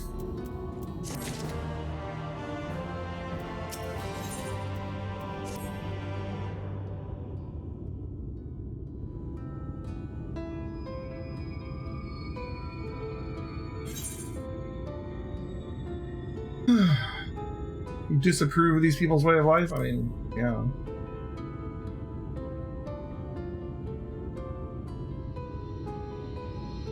Disapprove? It frustrates me, certainly. This is only part of it, though. The whole situation makes me uneasy. Not that it matters, however. Unjust this system seems to me. If these people claim to be content with their lot, it's hardly my place to criticize their choices. But that elderly lady you rescued, does it not seem that those who have chosen to forego Yulmore's largesse are doomed to suffer for their independence? In the end, they are all but forced to seek refuge in Gate Town, and so hamlets and fields across the island are left empty and unattended, hastening the region's descent into ruin. Nay, I'm not convinced that Yulmore's generosity truly serves the best interests of Kuluja's people. I am not so naive as to think that there's some miraculous solution to all this, yet I cannot help but frown at the sight of hard-working villagers struggling to survive, even as the chosen few rejoice after being plucked from poverty from by the hand of a capricious noble.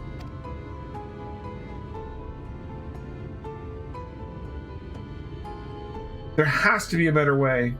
I will not know for sure, however, until I have taken those long-delayed steps through Yulmore's gates.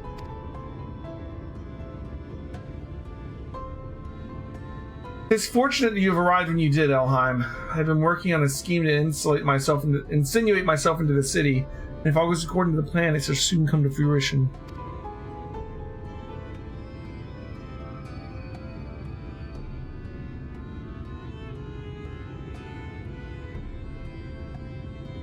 There's a beast tribe who makes its home on the seas surrounding the island. The Ondo, they're called, and though you and I know them as the Sahagin. For the most part, they keep to themselves in their ocean grottos and rarely have dealings with land dwellers.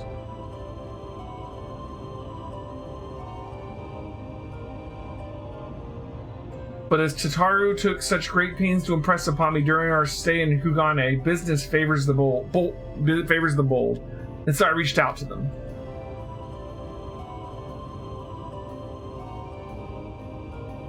I duly discovered that the Ondo are inordinately fond of land-grown produce, fresh fruits in particular, and when I offered to procure such goods for them, they promised to pay me in pearls.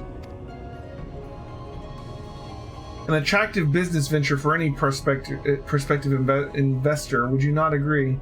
Surely even the most jaded Yulmorean lord would have time for a merchant who can make pearls from plums and pumpkins.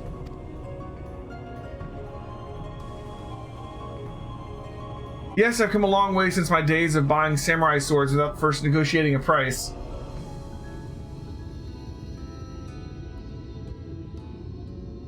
My appointment with the Ondo is due to take place in a few hours. I just need to collect the produce and meet with them on the shore. Might you help me make the exchange?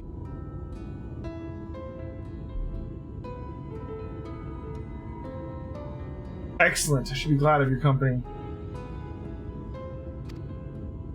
First things first, then. We must pay a visit to Mashamoa, my supplier and right.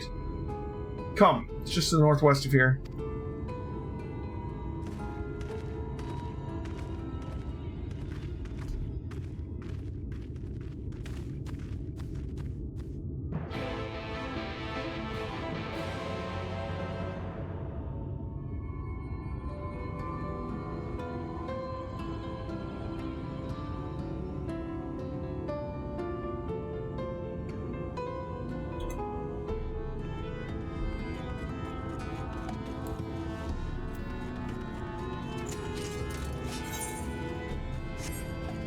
Okay, let's head out there.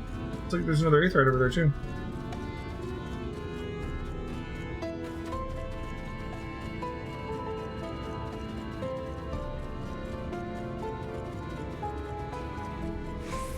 Look at this thing. That is an ugly ass monster.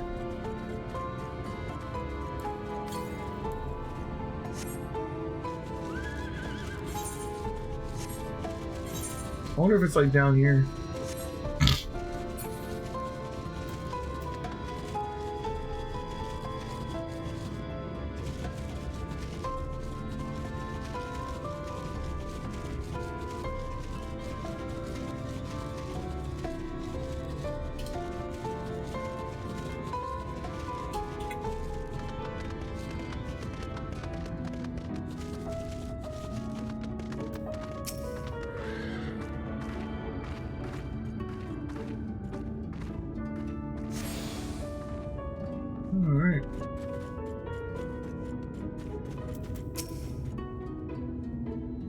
Is there something I can do for you, friend?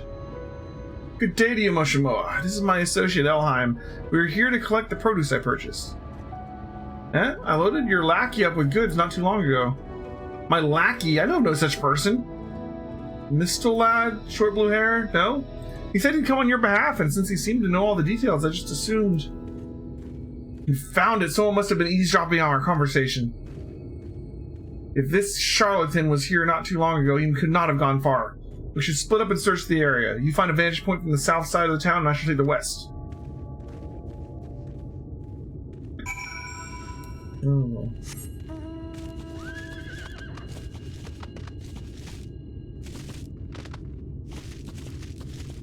Look at this dude. Wood eyes. I am Groot.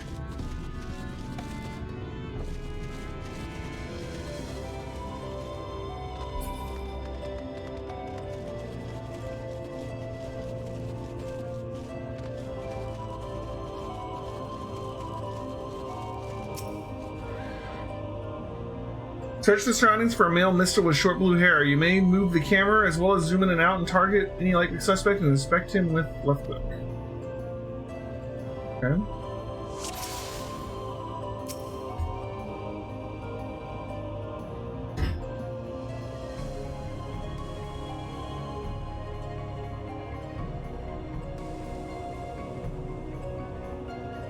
Could it be the only person over there? I mean, seriously. You've located your quarry. So Mistle is a cat person. Mikoto. Mikoto boy. Elheim, any sign of him?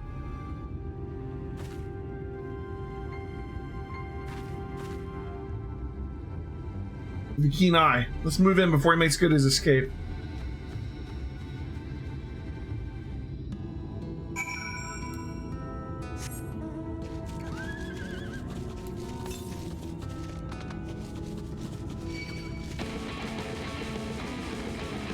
The music really kicks up in this expansion when you go into combat. There might be a...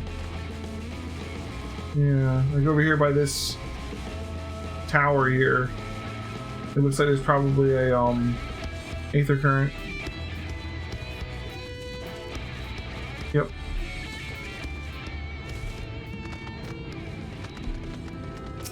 So far the aether currents in this one are a lot easier than they were in Stormblood.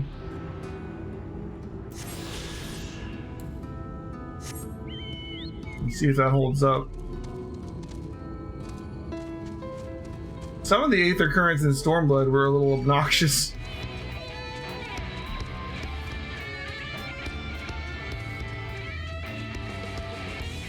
I gotta say, after playing classic WoW for the last couple weeks and knowing how overpowered my dancer is right now, like it's like easy mode right now. It's like I'm not worried about fighting anything here. I'm 3 levels over it in like top tier gear for the last expansion.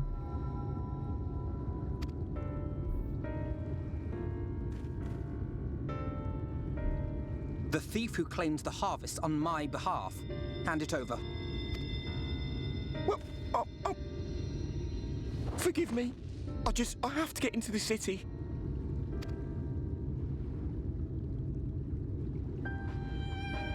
I've no family and all my friends have already been chosen. No one here gives a damn about me. When the meal gets handed out, I'm lucky if I get a smell of it. No matter what I do, they won't call out my name. I'm so tired, I'm so bloody hungry. I thought maybe I could steal your idea, get in that way.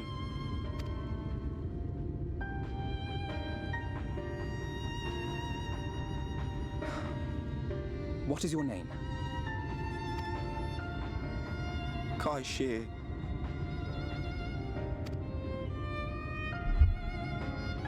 Tell me then, Kai Shear, must it be Yulmore or nothing?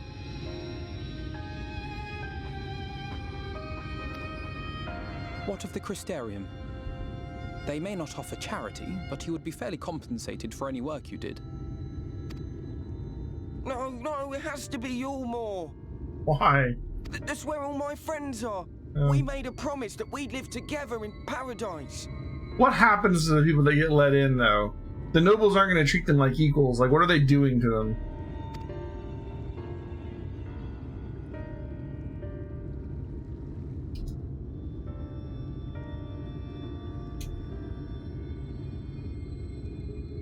I was to make my deal with the Ondo at the Clave.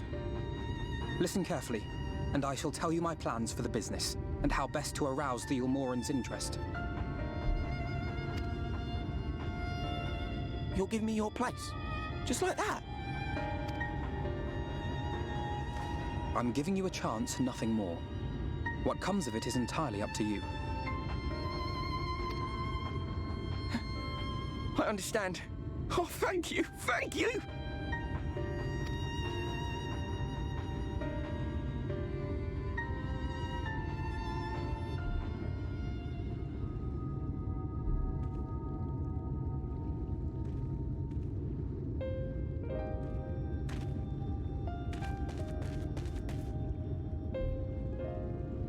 This was but one path. There will be others. But for young Kai Shia, it was the difference between life and death. I do not regret my decision, yet I will admit that a part of me wonders if it was for the best.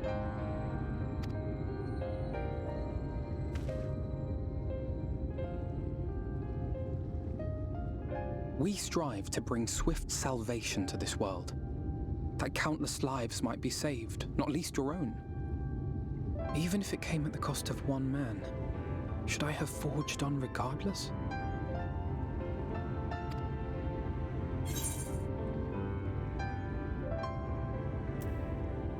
Quite possibly, meaning we better hurry up and think of a new plan.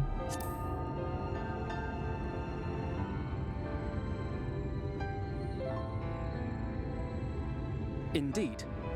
We will find another way. I promise you. Shall we return to Rite then?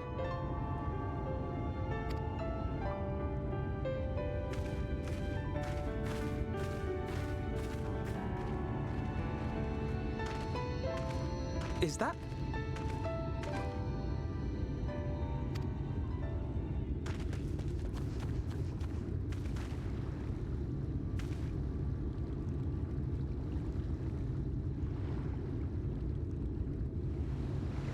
The I hell? can't be sure, but I think someone's in trouble.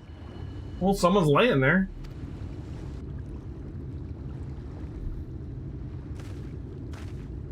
Come on, they may need our help. Okay, let's do it. I did Alphanos first because I figured Alphanos was going to be the more talky, less fighty of the two quests, you know, so I figured we'd get that out of the way. Alphino always wants to be the diplomat. Alright, we're fighting something. Let's do this. What do you want?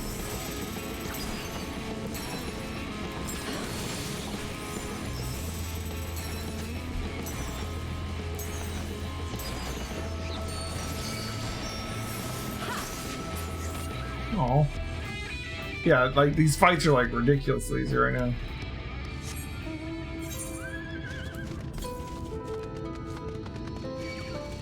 There's another Aether Current over near where we're headed right now.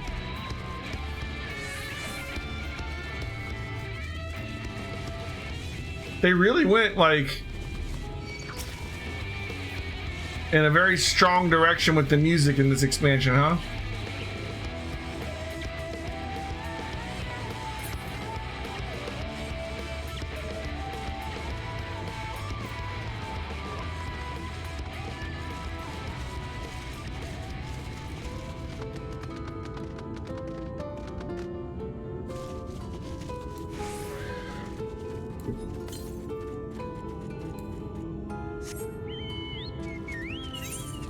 Come up here. I think it might be where the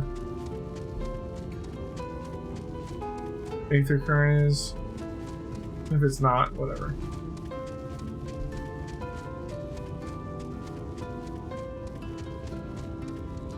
do you guys know who Belluar is? He's a YouTuber, does a lot of like WoW stuff.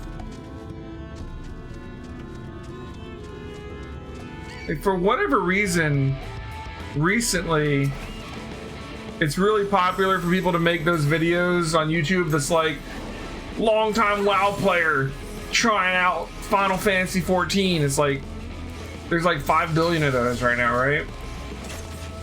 And like, so he made a video where he's like, I tried out Final Fantasy 14, and he was talking about the differences. And I was like, okay, I'm interested to see what he thinks, because this dude knows WoW back and forward, and he's played the hell out of it, right? But then like, he'd only played like to level 19 in Final Fantasy, and I'm like, you don't have any clue what you're talking about, man. He's like, one of his friends let them play his Shadowbringers character a little bit, and I'm like, that's not enough. No. Like, you can't judge Final Fantasy 14 by making it to Ifrit or something. Like, that's not, no. The game changes so much after that.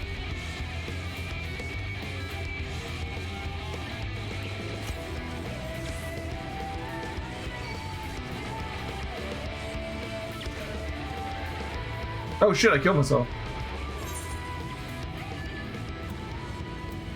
Crystarium, oh shit. So, you can fall a lot farther in WoW, and I've kind of been taking advantage of that a lot recently, and I just did not think that would kill me. Shit.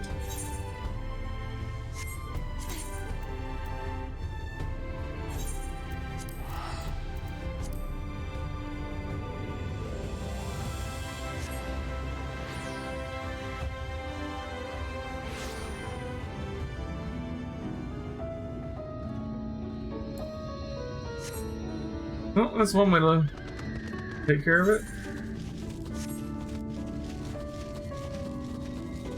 So it looks like even Shadowbringers is going to have that part at the beginning where they have to do a lot of setup. You know, it's going to be, the story will be a little bit slow because we have to get introduced to the world, and we've got to track down all the scions. So I imagine this is going to be the slow point for the story, probably. That dude.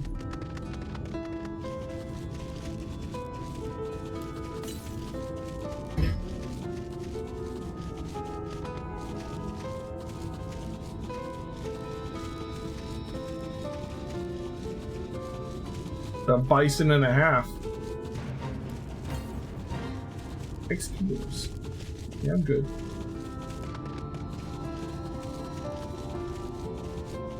There's a little cave back there.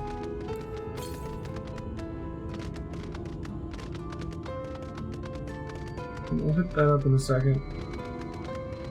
Right there.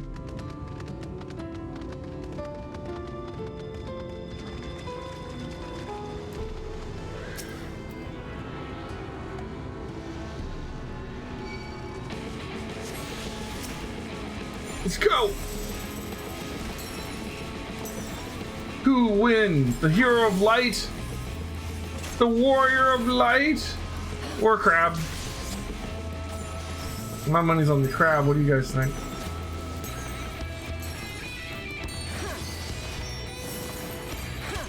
I expected more from the crab.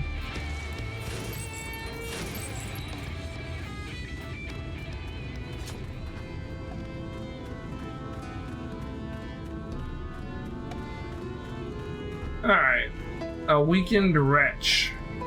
Waiting for the water to come drown him or something.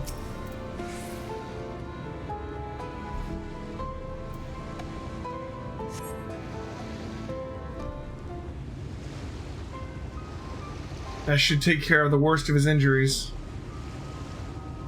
Mercy, mercy, I beg you.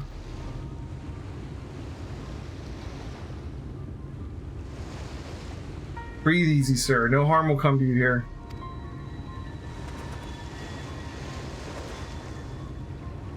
The poor man is shivering. Pray keep an eye on him while I get a fire going.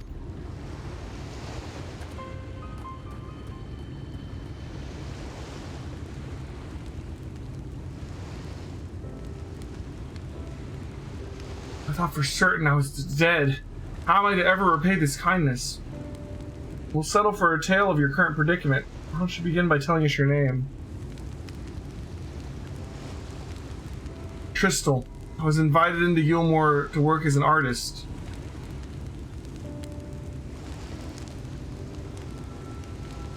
A wealthy couple took me in to paint pictures for them.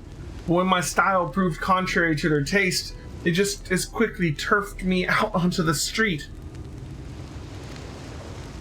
I was left penniless and patronless, a grave sin in Lord Vothry's city.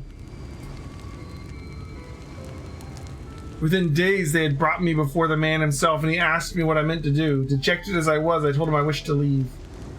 Little did I know how soon he would grant my wish. They flung me over the balustrade into the goddamn ocean. From up there? How are you not dashed to pieces?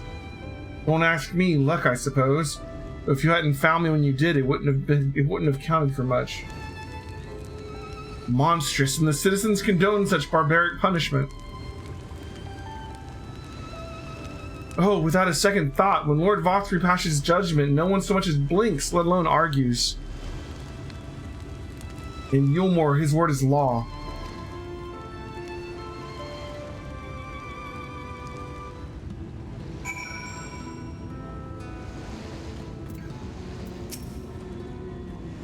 The more I hear about Yulmore, the more determined I am to see what waits within his walls. I shall bend all my thoughts towards securing another way into the city. There must be something we can do. But first, we should convey Tristal to the shelter of the village. Fire or no fire, he needs to be out of the chilly coastal air. Away into the city.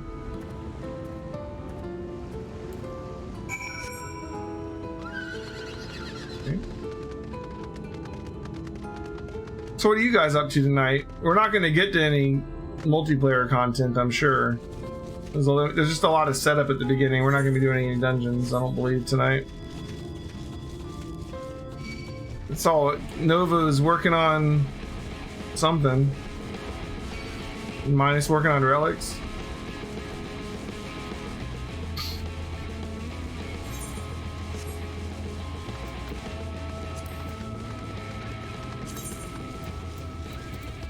Minus is not, it looks like.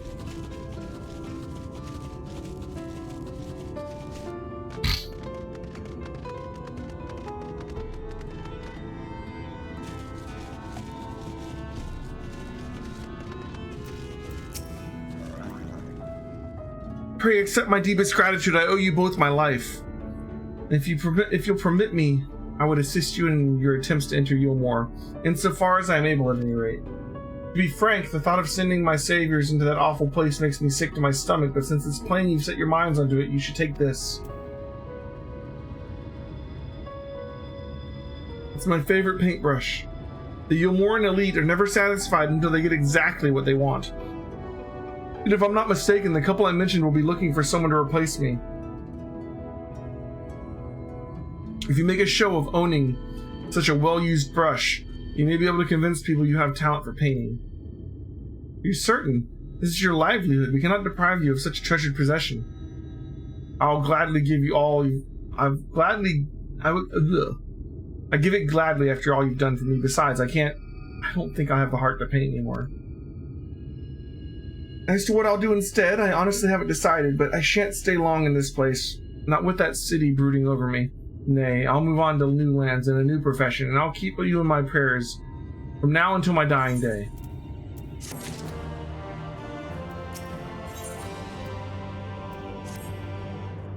They say kindness is its own reward, but Tristal has repaid us with a gift as timely as it was unexpected. We will, however, need to act upon his advice before another painter steps in to fill the vacancy. Thankfully, I do have some modest skill with a brush. Nothing approaching that of a true artist, of course, but enough to play the role, I would assume. As for you, well, if you don't mind me taking a subordinate role, mayhap you can pose as my assistant. Then it's settled. All we need to do now is return to Gate Town and await the next appearance of those vile jesters. Ether current quests, perhaps? The noise! The noise! Her name is the Noise. West Sink. Oh, who are you? Forgive me, it's not often we see travelers in Rite, and what with how dangerous it is hereabouts. I even worry for my husband taking the road down to the shipyard, and he's as strong as a Talos. He has been gone a good while, though. If you're headed that way, could you please let him know his wife is expecting him at home?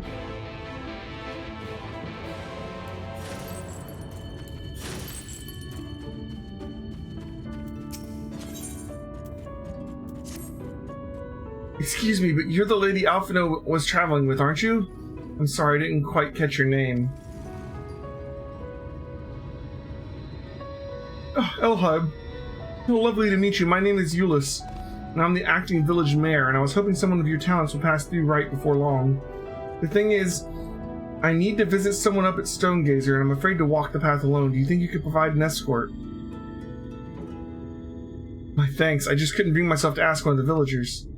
You see, there was an incident a while back where a veteran band of hunters was badly mauled.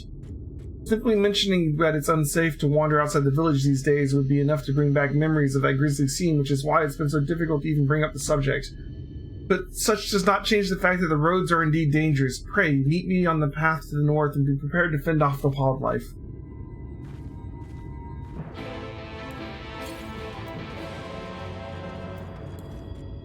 Okay.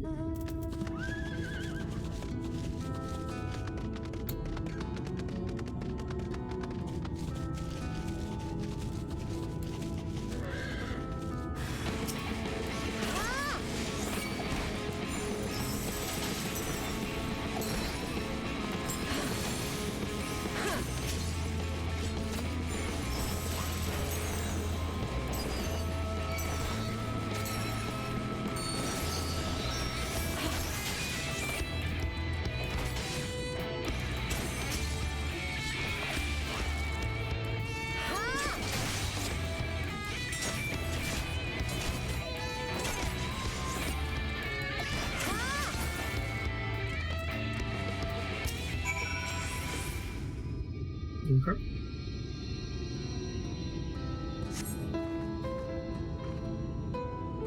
What did I tell you? I was barely 10 steps out of the village. Come, let's hurry along before more predators have a chance to gather.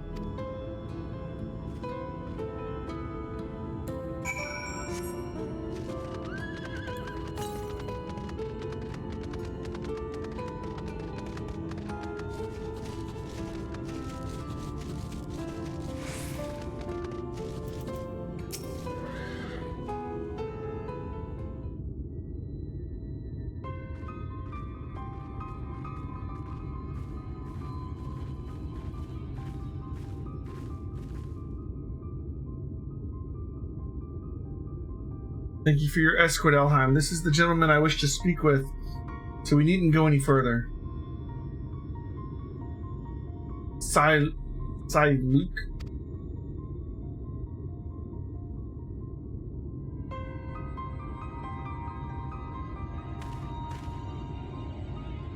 Are you wandering around by yourself out here? You know what kind of creatures lurk beyond the borders of the village.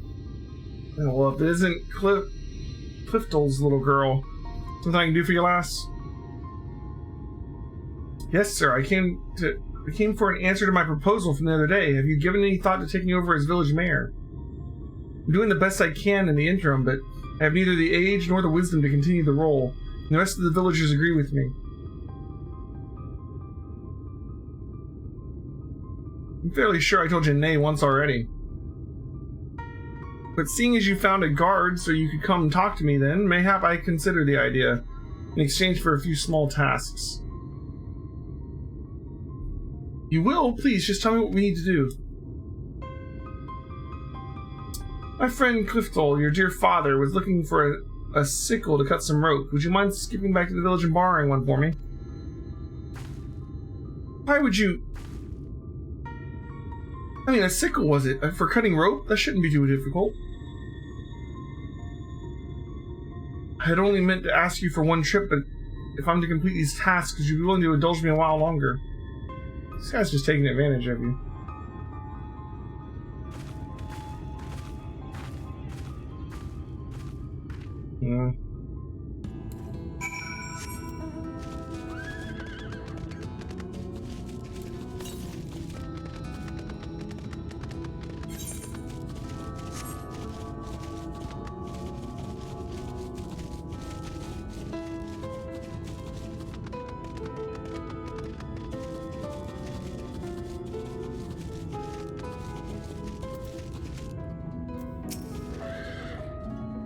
You know what this expansion reminds me of so far? It's weird because everything's so bright, but it's like a ruined world. It reminds me of the world of Ruin from 6, you know? Like you're going to like these different areas that are like run down and destroyed and people just trying to live with what's left. It reminds me of Final Fantasy 6 after the first half. Good day to you, young Euless. You look a little flustered, dear. Was there something I could help you with? And good day to you, madam. I was actually hoping to borrow a sickle. Is that all? Here, you can take this one. I have several spares, so there's no rush in returning it. Doing a spot of harvesting, are you? My thanks, but it's not for me exactly. I was asked to bring one for my father. Your father? Shadow, save me. Forgive me if you're to accompany me in these tasks, and you deserve to know the whole story. It was my father, Clifton, who was the former mayor of Wright. And the incident I spoke of earlier was something that happened a year ago. One day, a stray sin eater came prowling around and slaughtered nearly half the village. It was a waking nightmare. Some of the villagers blamed my father. They said it was because he refused to accept the protection of Yulmore. The sheer scale of the tragedy and the accusations that followed wore away at his conscience until finally he could bear the guilt no longer. He hanged himself. Luke, the old man we spoke to, was his closest friend, but considering how he worded his request, it seems he's reluctant to accept the fact of my father's death. Still, I would see this task to the end. Let's bring him the sickle, shall we? You get a sickle that her father wanted for cutting rope when her father hung himself? That's pretty dark.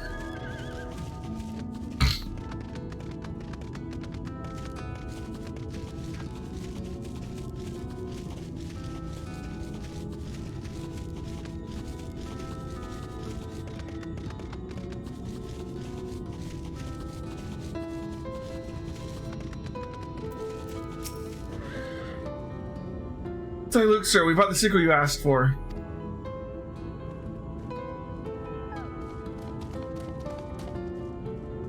Oh, good. Old Clifton will be glad to see this.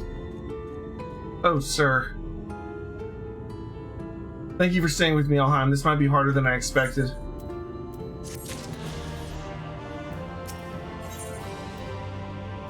Oh, this one still got the plus, but it doesn't give an aether current. I'm grateful to have you with me, Alheim. Thank you again.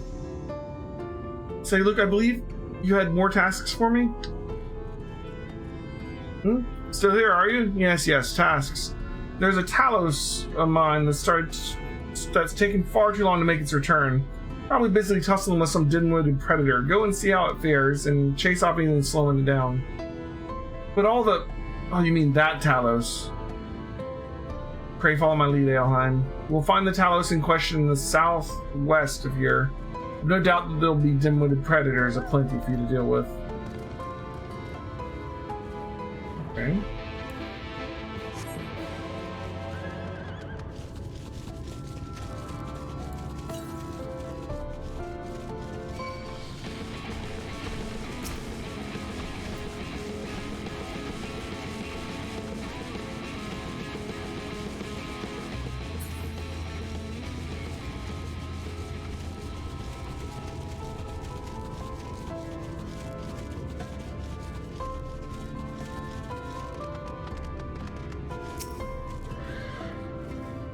Okay.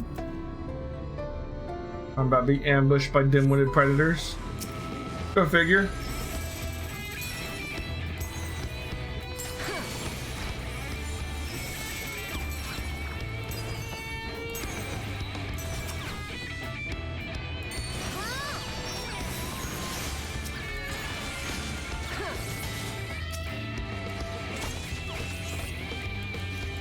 I'm fighting a freaking squirrel right now. Hero of Light, everybody. Warrior of Light coming through. Conqueror of squirrels. It's a high-level squirrel.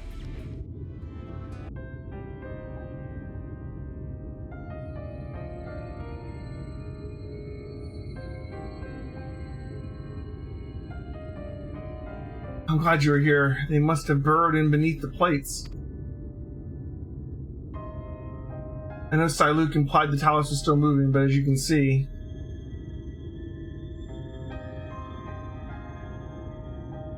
Once upon a time, there would be a line of these contraptions hauling materials down to the shipyard, step by ponderous step, which incidentally is how the slow road supposedly earned its name.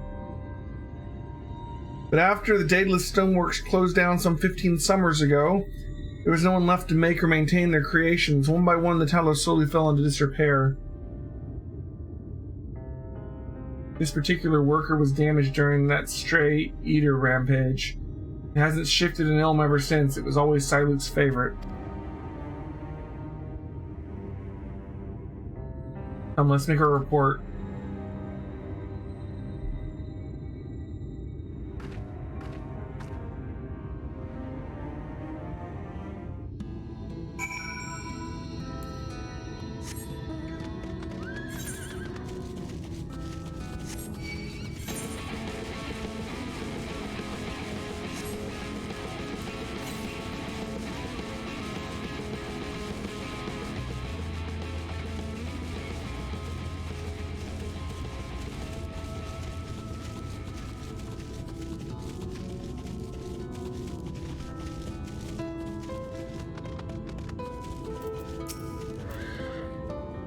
Siluk, sir.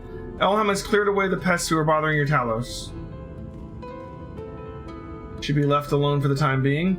Excellent news, but I expect he'll need a good polishing when he returns. The most troublesome ones are often the most endearing, eh? Well, sir. You've done me a fine service, thank you. Indeed, thank you. Elheim, I could never have fought such creatures myself. I might impose upon you for the next task as well. Good Lord.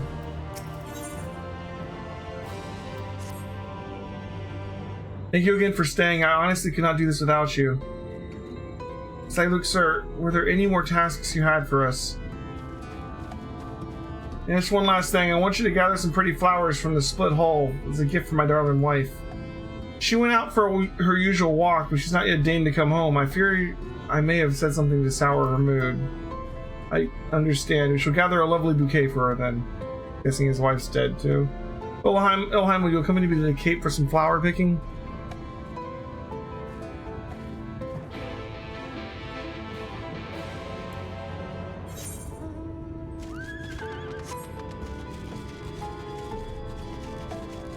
Yeah, definitely getting like World of Ruin vibes. Makes sense. I mean, this basically is a World of Ruin. It's just like a very bright World of Ruin.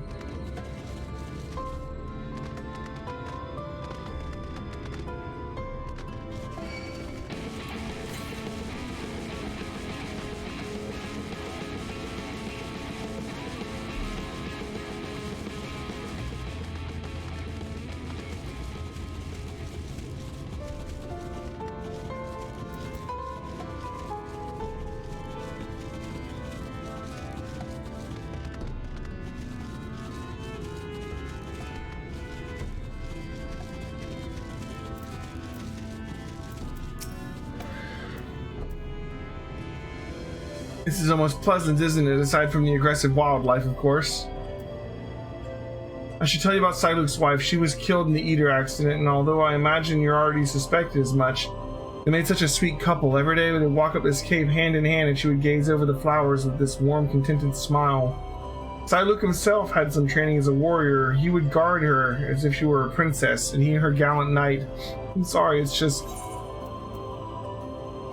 Is he fit to serve as mayor? There are none who care for rightness people more than he. The villagers and I are certain that Siluk will rise to the occasion. He just needs a little more time. It's been but a year and we're still suffering. Some seek to bury the misery beneath the cheery faces, and others are yet trapped in the memories of the past. Siluk, I fear, is one of the latter. But if a bouquet of flowers is what it takes to help him work through this sadness, then I would pick every bloom from the Cape. Will you give me a hand to find some prettier flowers? Pray think of it as a tribute to the deceased.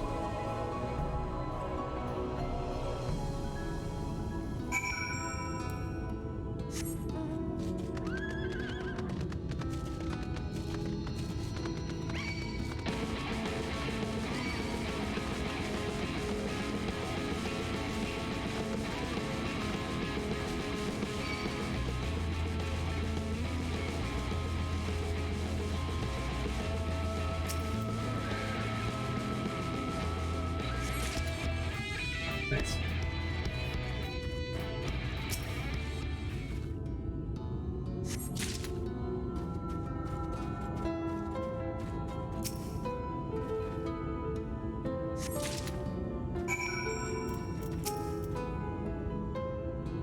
Let's see what we have.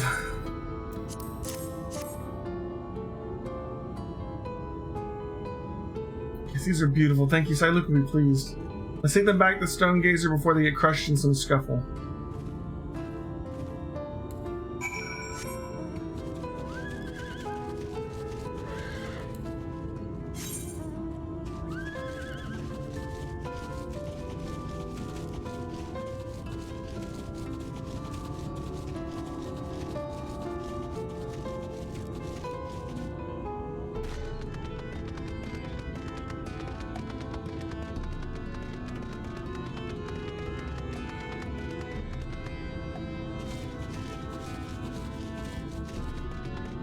Put this up over here too.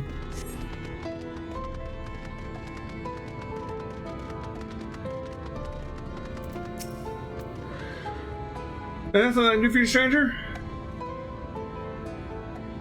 Well, beat me with a hammer. Has it been that long? I was aiming to salvage the planks off this old hole, but she's giving me more trouble than I bargained for. Bit of waste to leave all this lumber lying around. Not much call for seaworthy ships since the light ate up half the world, you understand? I reckon it'd be better for a woodworker like me to put to good use. These boards, though, they're so tightly joined. Can't bleed and pull the thing loose. Here, do me a favor and sprinkle some of this powder on the joints along the keel. I keep working on this end, and with any luck, we'll make it home before the wife stomps down here to fetch me herself.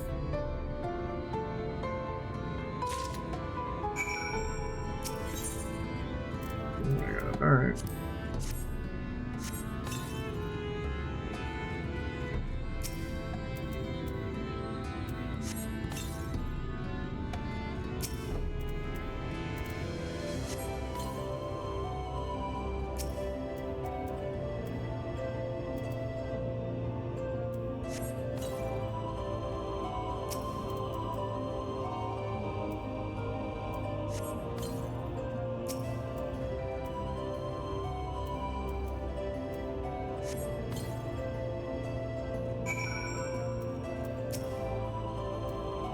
That should do the trick. Powdered fire crystal is the best thing for melting wood glue. Just pour a little water and steam and it'll take care of the rest. This ought to be a one-man job now. Thanks to you. Oh, if I could let you get... if you could let the noise know, I'll be done within the hour. Then you'll help me out with 2 rough spots today.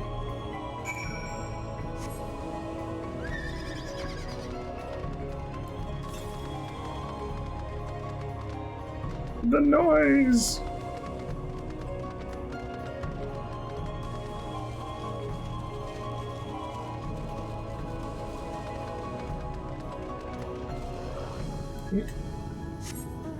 You're doing that by accident.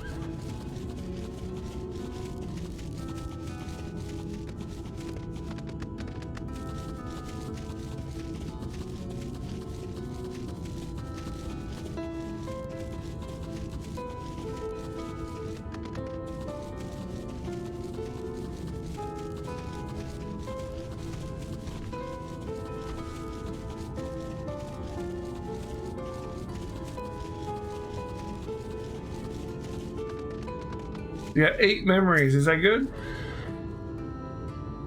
We made it. The flowers are none the worse for the wear.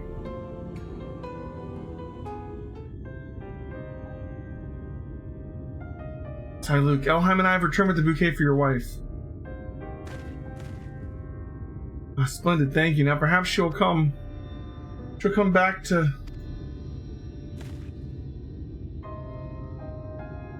Sir. You must forgive me. I've asked such cruel things of you. And I must apologize to you as well, Elheim.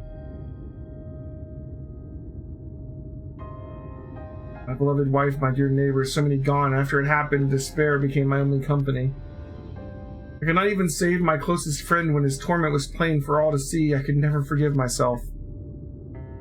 So I embraced this delusion, thinking that maybe if I tried hard enough, if I truly believed they were still alive, that the events of that day would fade away like the nightmare it was, but I succeeded only in hurting those around me. I understand why you did what you did, sir. Truly I do. You always were such a sweet child. I'll place the flowers you brought in her grave. She would have loved them. As for me assuming the role of mayor, I'm sorry, but I can't give you a decision just yet. Take as long as you need. In fact, I might need a little time to recover myself. Elheim, if you could give me a moment or two.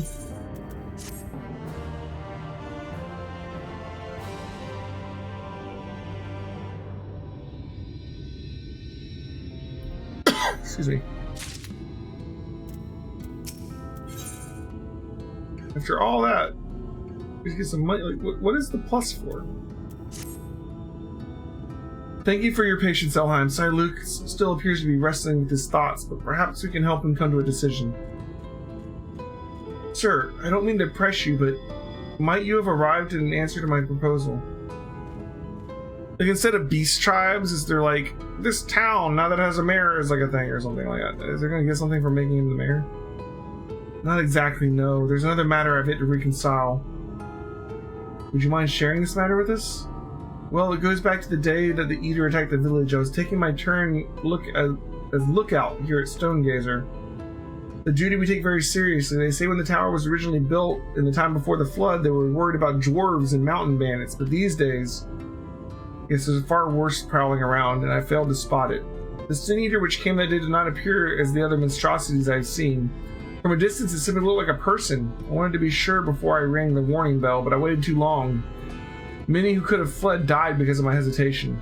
How could a man of such faulty judgment ever serve as your mayor? What comfort can I offer to those loved ones who were needlessly slain? None, not whilst the abomination yet itself roams free to kill again. Was this gonna be a dungeon? You would take vengeance on our behalf? That's good, for we were powerless before its might. Should the Eater show its cursed face again, then I pray you to be strong. Pray you as strong as you appear. I know nothing of the roads you have walked or the battles you fought, so I can but echo what Siluk said. Our prayers will be for your victory. Well, sir, you've heard Elheim's words. Talk of vengeance aside, I do not believe the villagers, living or dead, would hold you responsible for the actions of that monster. And yet I cannot fault your wanting to remain distant. Pray forgive me for pestering you so. Nay, 'tis I who should beg forgiveness. Though you've lost as much as anyone, I left you to shoulder the burden of leadership alone. All will be well with you back amongst us again. Come, let us return to the village. As I've said, it's unsafe to linger out here for long. Elheim, one last escort back to Wright, if you would.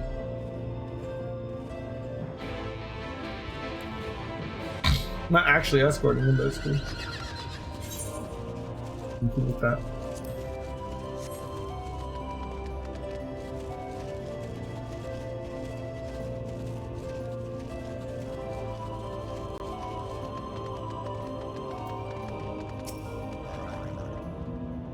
My thanks for your protection, Elheim, not to mention your unfailing patience. It's my hope that now Siluk has unburdened his mind to us, his heart will be the tiniest bit lighter. I, for one, feel ready to face another day. After all, I have my friends and neighbors here to help me face it. There was one last thing I wanted to show you, both you and Siluk. It has to do with Wright's traditional industry, if you were interested in taking a look. Good, I was worried you'd have enough of me. My last errand for you, then. Well, will be to have a word with Siluk and bring him to the barley fields at the front of the village. I'll be tending to the crops until you arrive.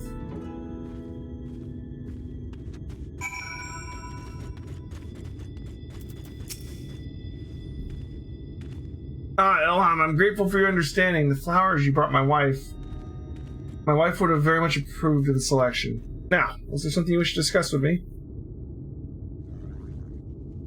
Euless wants me there as well, does she? Will we best head over to the fields then?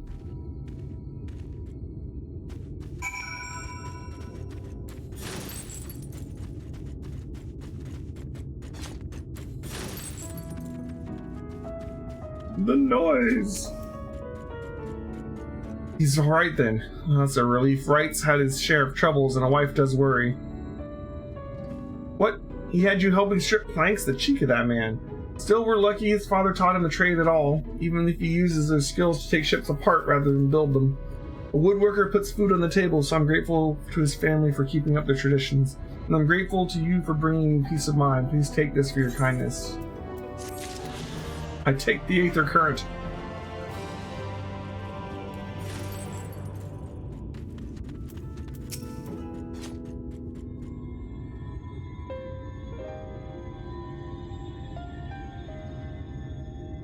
This is what I wanted to show you, the barley crop right here.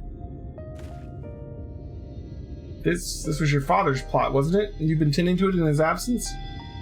Every single day, I wanted to see his plans come true. His plans? He dreamed of restoring things to how the history books said they once were, before the flood ruined everything. Our village has long been known as a place of artisans. Even the name Wright is a nod to all the craftsmen that once made their home here. The years gone by, it said that a line of talus would stretch down the road, arms bearing lumber, and the shipyard would echo with the call of shipwrights hard at work. And when the day was done, they would gather here to share an ale in the village.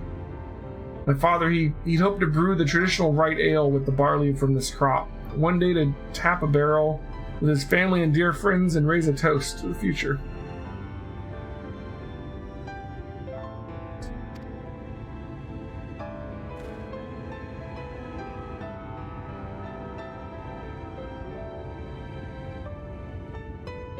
Say, Luke, Elheim, will you raise a mug with me when the day comes? Of course I will.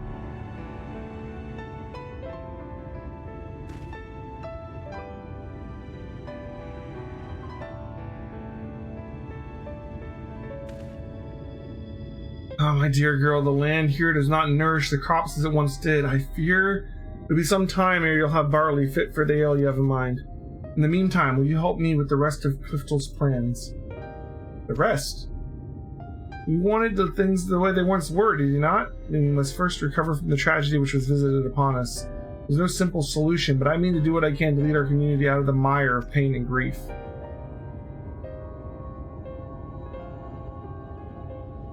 Assuming you're still willing to have me as mayor. Yes, of course, sir. Thank you.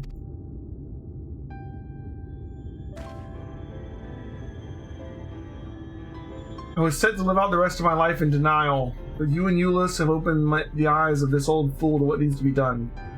And for that, you have my thanks. Now, I'd best get to work. I have folk to talk to and plans to make. When you're finished here, Euless, I would appreciate your assistance.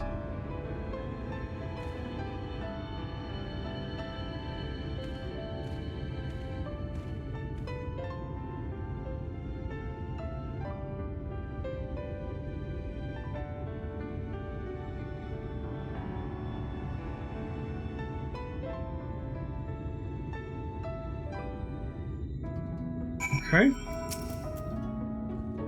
Well, Elheim, I think this is finally where we part ways. Thank you again for all you've done for us. People of Wright will go on, even under the weight of our sorrow. It may not happen this day or the next, but together we'll find ways to make things better and to recapture the prosperity this village once had. I look forward to when you next visit, and with any luck, we'll be waiting to put a frothing mug of Wright brewed ale in your hand.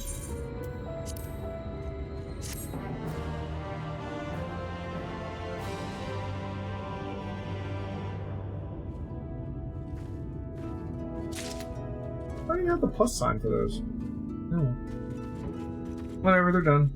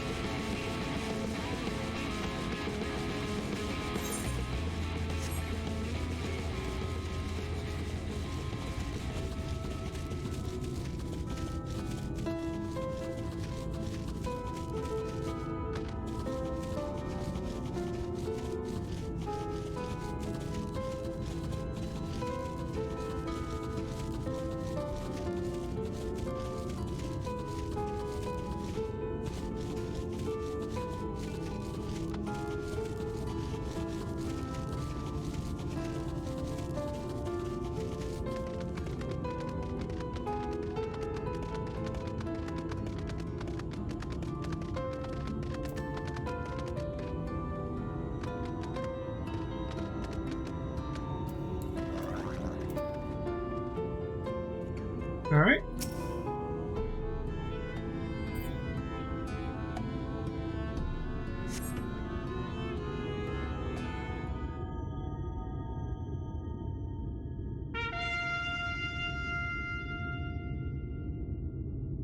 Here they come.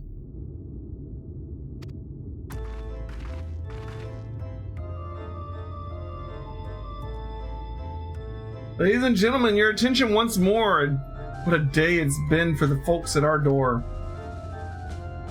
We've welcomed a peddler who's made pearls from a plum, and now we've a place for a painter a plum.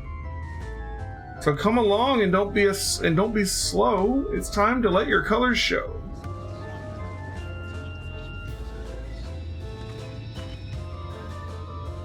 I can paint portraits, at least landscapes and still lifes, so rarely commissioned these days.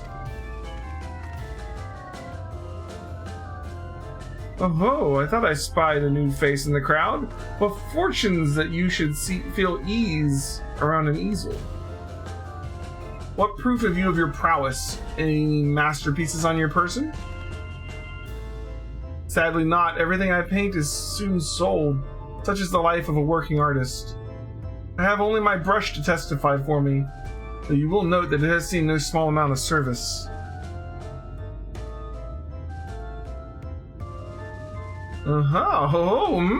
Flecks of paint, both old and new, a tool much loved and much used. Who do these two remind me of? I mean, obvious. Final Fantasy IX. It's even playing their music, man. Not a prop to be conjured. On the hop, very well, come with us and we'll put those talents to the test.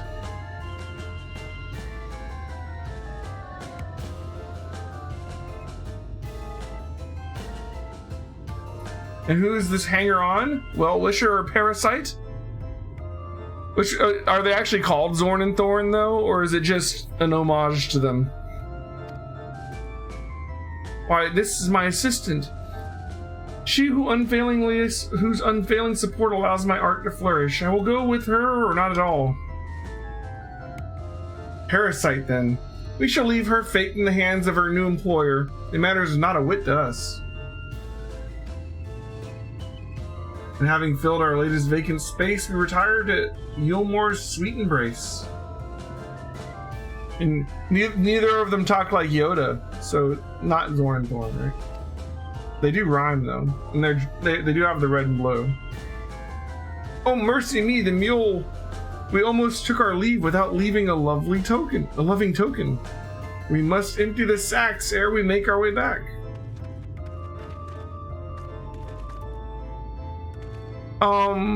Were Zorn and Thorn male or female? I always thought of them as male. I don't know if it actually says. I believe they're male, to my knowledge.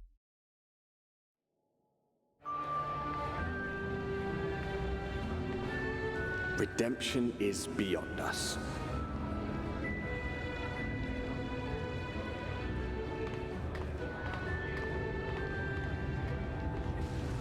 The lament of all but saints and fools, and the comfort of the lords and ladies of this accursed place.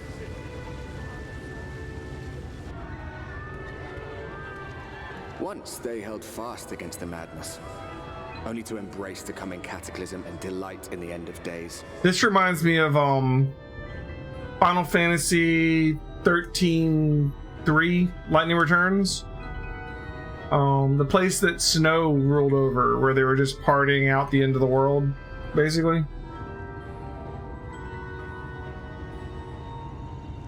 Perhaps in rapture they seek to lose themselves and the misery they share.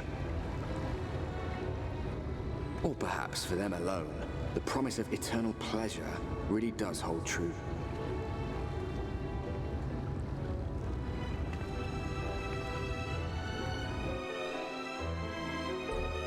In Lightning Returns, the world is already ending. You have like 2 weeks before the end of the world to try and save as many souls as you can to shepherd them to the new world that's going to be created after that happens. And the city that Snow rules over is like just like an eternal party. They're just like basically partying out the end of time.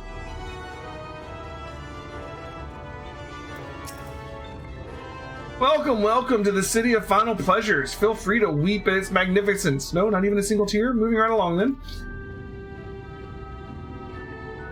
Our first task is to register you as residents. You know, make it all nice and official. We'll smooth the way, so you just need to put your happy faces on, put on your happy faces and head through to Joyous Hall. The Bureau of Immigration is in the first room on the left side of the passage. Declare your name and occupation in a nice loud voice, and the clerks will tell you where to go from there. Oh, and pay no mind to those folks off to the side of the road. Much like the hopefuls in Gate Town, they haven't earned the right to enter the city proper.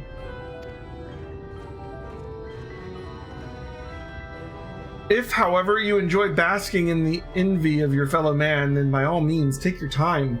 But why waste another moment? Go enjoy the beginnings of your new life in paradise.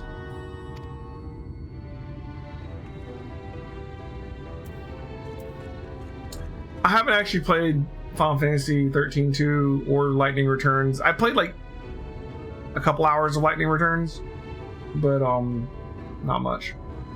Bureau of Immigration, was it? I suppose we better show ourselves willing for the time being.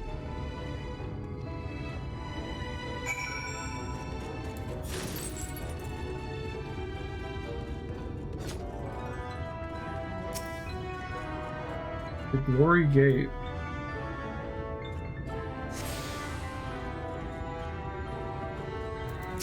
This one has a name, but not the other one, though. Skywatcher?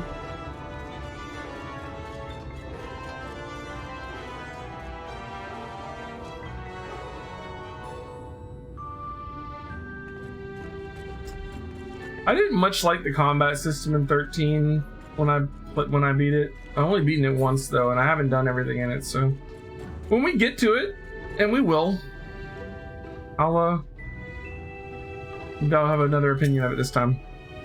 I don't know.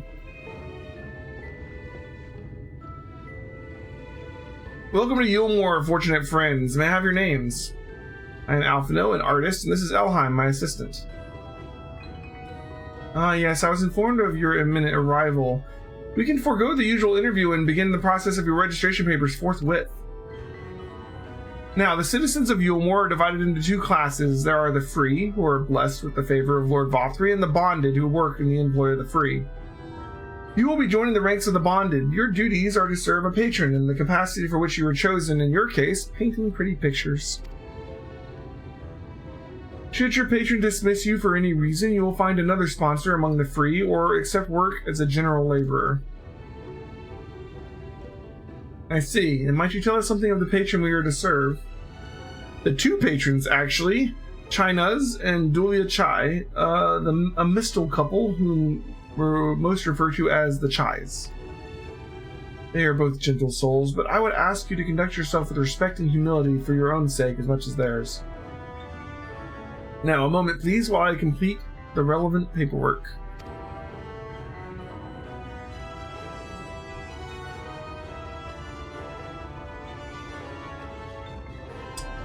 All in order, these are your registration documents.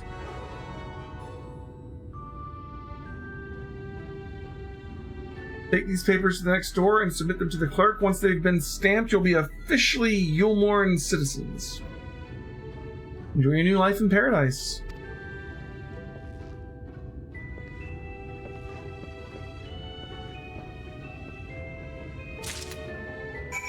Okay.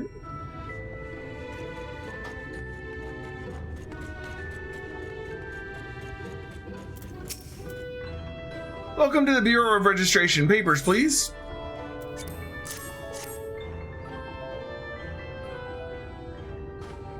No, not really, minus. Welcome back. What have we here? Alphino artist, Elheim artist assistant, to be employed in the service of Lords Chynuz and Lady Dulia Chai. Yes, everything seems to be in order. Your registration is hereby approved. I think it best that we deliver you to the Chai residence before... Oh dear. You smell hideous. Did you crawl here through a ditch? It's like an unholy miasma of dust and sweat and the musk of some unwashed beast. Proceed directly to the delousery next door and scrub yourselves clean. Use whichever showers are free. After you've rinsed that stench, you'll want to splash yourselves with this perfume liberally. Once you've made yourselves presentable, then you may proceed to the Chai residence. Cornin, the guard by the stairs, will give you directions.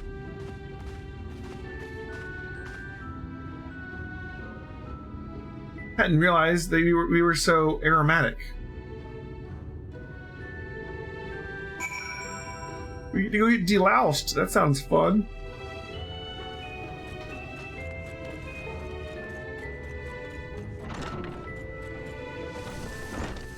The delousery. Okay. Just, take a shower.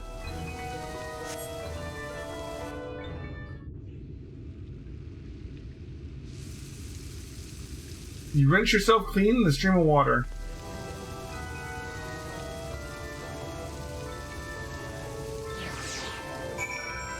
Alright.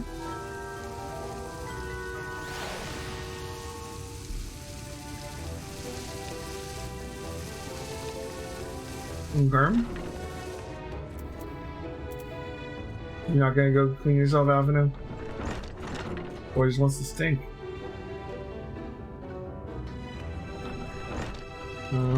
Oh, I have to apply the sweet smelling perfume. Boom.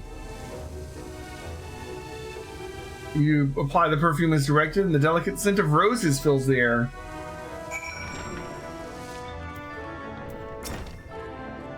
Oh, you've showered and dressed already, have you? Is it not? That is to say, it seems rather exposed for one's ablutions, does it not? Hurry up and shower, Stinky. Fine, just a quick rinse then. Like, but you can see into the shower.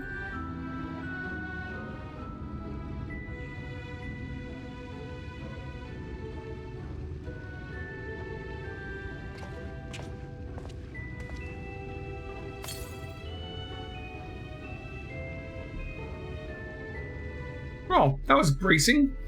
I believe the lingering smells of the road have been successfully expunged. Shall we go and present ourselves to our new patrons then? How long is it going to take them to realize he's not a good painter? And then what? I'm like, okay, so he's not a part painter, but I am the warrior of...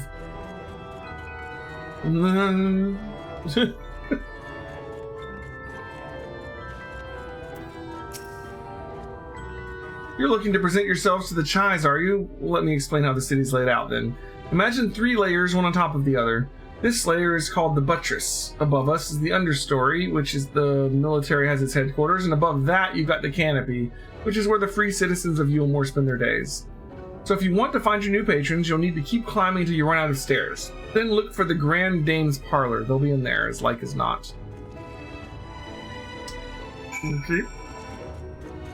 Let's, 1 second. Just hop out here. Oh, this is the glory gate still. Never mind. Hop back in. We already have that one. See you later.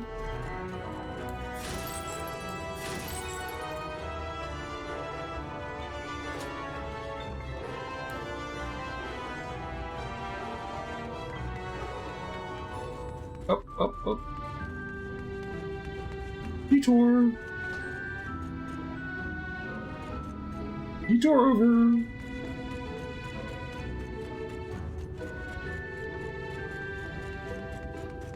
Detour again. The mainstay, huh? I want to see if we can get that. Is it in here?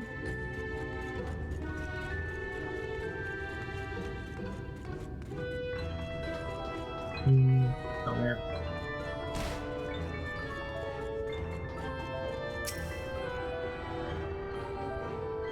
Nuts!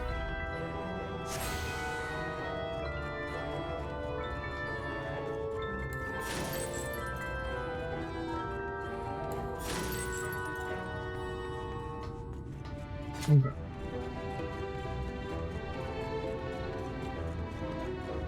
See you, Karanova.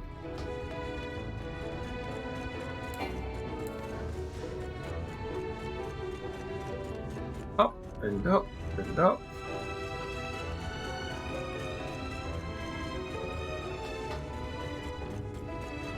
Alright. According to the message engraved at the base, special permission is required to use the Aetheryte. Alright. Fine. The chies.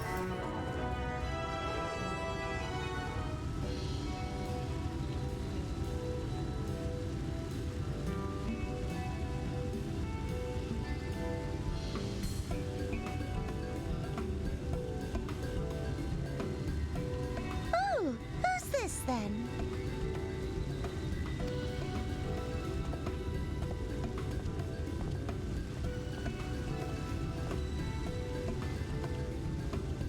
Lord and Lady Chai, pray forgive our intrusion. I am given to understand you were in search of an artist. Ah, you must be the new, Oh, goodness me. What an adorable boy. That silken hair, those pearly cheeks, oh, and you even smell wonderful, like a bed of flowers. Oh my. I approve of this one, dearest. I am positive he will paint us the most delightful pictures. Yes. Well, as long as he paints better than that talentless wretch we sent packing last week.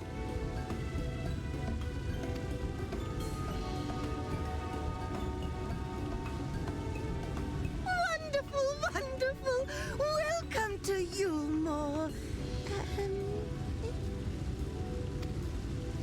Alphino, if it please you, my lady. And this is my assistant. Your assistant? I've heard of folk bringing in family members, but this seems a bit irregular. Aren't you a little young to have a protege? We are family in all but name, my lord. Though we share no blood, we have stood by each other through life's many challenges, resolved to prevail together or not at all. Of all people, 'tis she who best understands my work. With her unique insight guiding my hand, the art I create is sure to satisfy your expectations. Yeah, what he said. Once the picture has begun, of course, I shall have no need of constant encouragement. And so I wondered, rather than her being in your way, might it then be permissible for my assistant to explore the city she has so longed to see? Out of gratitude for her priceless contribution to my art, I thought it only fair that I make this humble request on her behalf. Oh, did you ever hear of such devotion?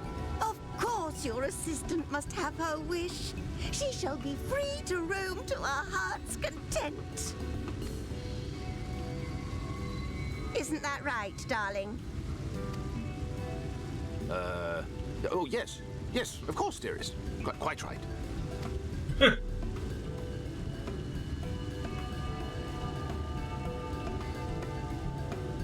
Uh-huh. How long that lasts. I'm just roaming my butt over here to see if I can use this Aetheryte yet. Nope. Free to roam! Sort of. Free to sightsee, yeah. Now you have the opportunity to experience Yulmore. I suggest you make the most of it. Explore the city top to bottom. In other words, I would start with the canopy and go from there. Try to wandering around the market stalls, mayhap. Such places are usually filled with colorful characters, only too eager to share the local gossip with a friendly visitor. I would appreciate it, of course, if you could share any discoveries with me in turn. We should both learn as much as possible about our new place of residence. Yeah, we probably should.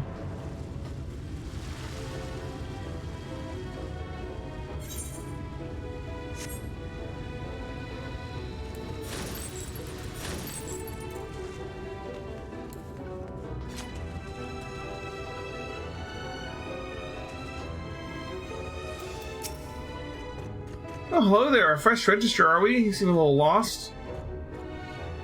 Well, 'tis lovely to make your acquaintance. Speaking of acquaintances, you wouldn't happen to have run into my attendant in your wanderings, would you? A big, strong lad, long hair tied back. He was escorting me on a shopping errand when I realized I'd dropped my handkerchief, and now I've been waiting here all alone while he's been off searching for it. I'm not terribly fond of being alone. If you do see him, I would be obliged if you could pass on this message. Forget the silly handkerchief and return to my side at once. Okay.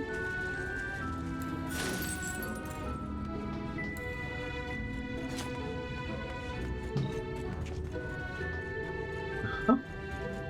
Oh, Jesus. Oh, wow. You are having a time.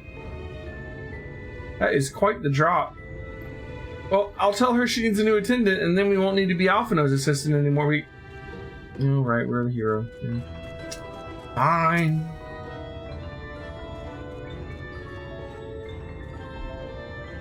How did you do that, looking for a handkerchief?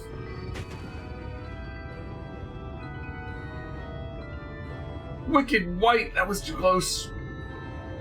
The Wicked White, that's quite the interest. Okay, cool. Thank you, friend. I don't know what I would have done if you hadn't come along. I was trying to rescue my lady's handkerchief, you see. The wind must have blown it over the edge, but luckily it caught on something. I thought if I could just stretch out far enough. You risked your life for a scrap of cloth.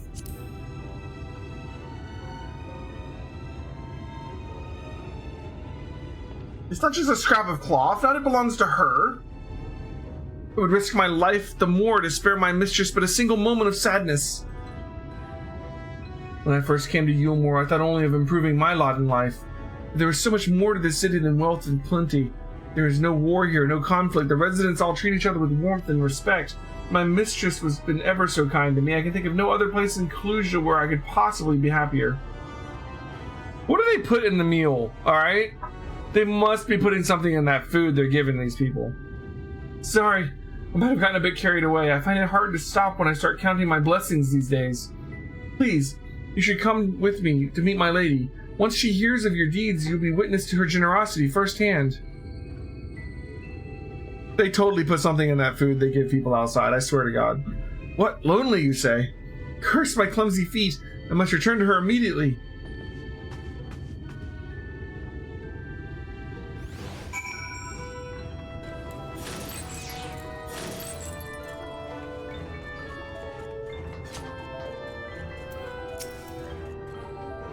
My attendant told me everything. I'm so very grateful that you were there to offer your assistance. You seem a dedicated patron. Oh, my attitude is not unusual, I assure you. Without the efforts of our bonded residents, we free citizens would not enjoy the pleasures of our daily lives. They are deserving of our unending gratitude. Mayhap in another society or different standing would breed prejudice or resentment, but in Yulmore, the most glorious measure is in place to avert such unpleasantness. Part of that measure requires that free surrender their fortunes. Upon registration, all of our property, financial, intellectual, and otherwise, is given over to the city. In exchange, we are provided with ample funds and commodities to live a life of pampered luxury.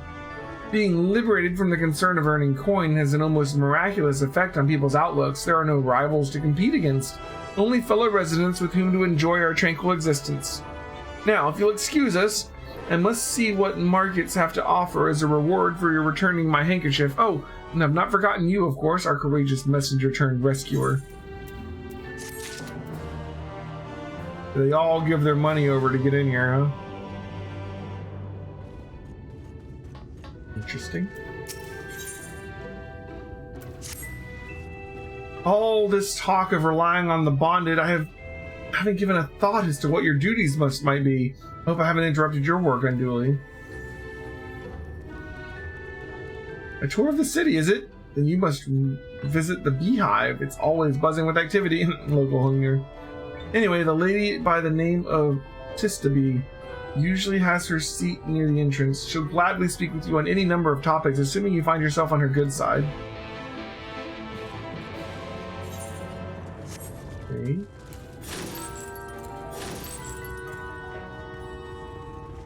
For a second I thought it said Ilbird. I was like, what? No.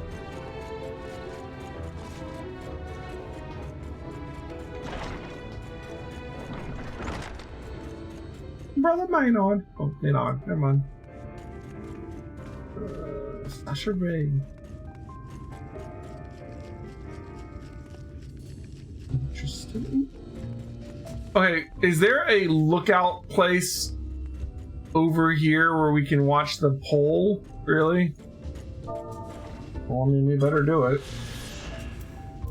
Getting a good view in there, Alheim, are you?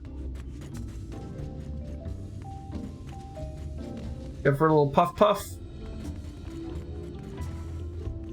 Alright.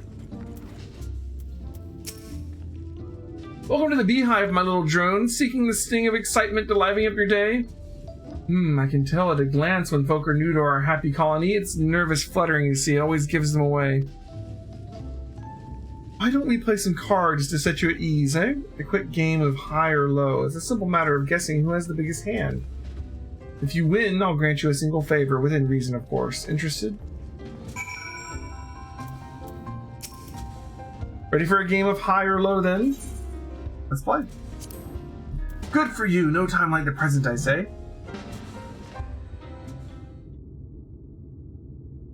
Three cards for you, 3 cards for me. You flip one of yours over, I flip 2 of mine. New minigame, huh? Oh no. Oh no, I know this music. Final Fantasy VIII coming back. Now, what's your call? Will your total be higher or lower than mine? Well, I have a 6. She has 10 visible already. This would have to be a 4 to be even. I'm gonna say I'm high.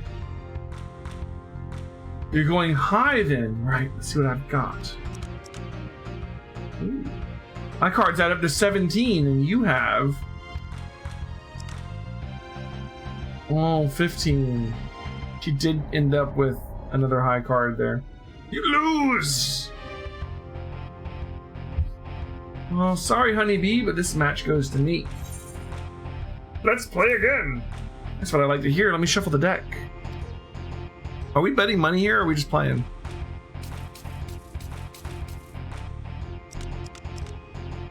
Well, that's a shit hand so far.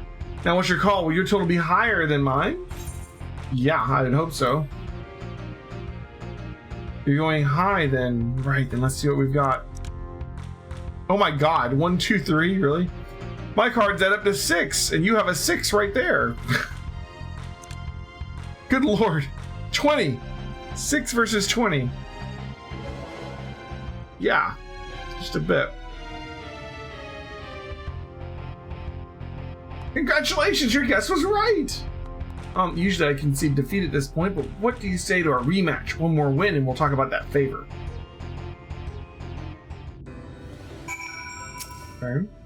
Another match of high or low? Come now, little honeybee. All we need is we all need a little diversions. Let's do it. Alright. I wonder if she cheats. 3 cards for you, 3 cards for me. You flip one of yours and I flip 2 of mine.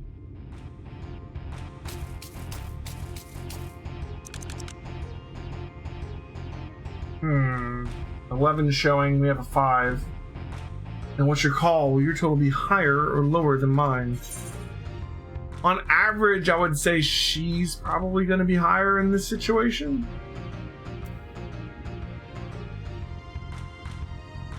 But I'm going to go against that and say high.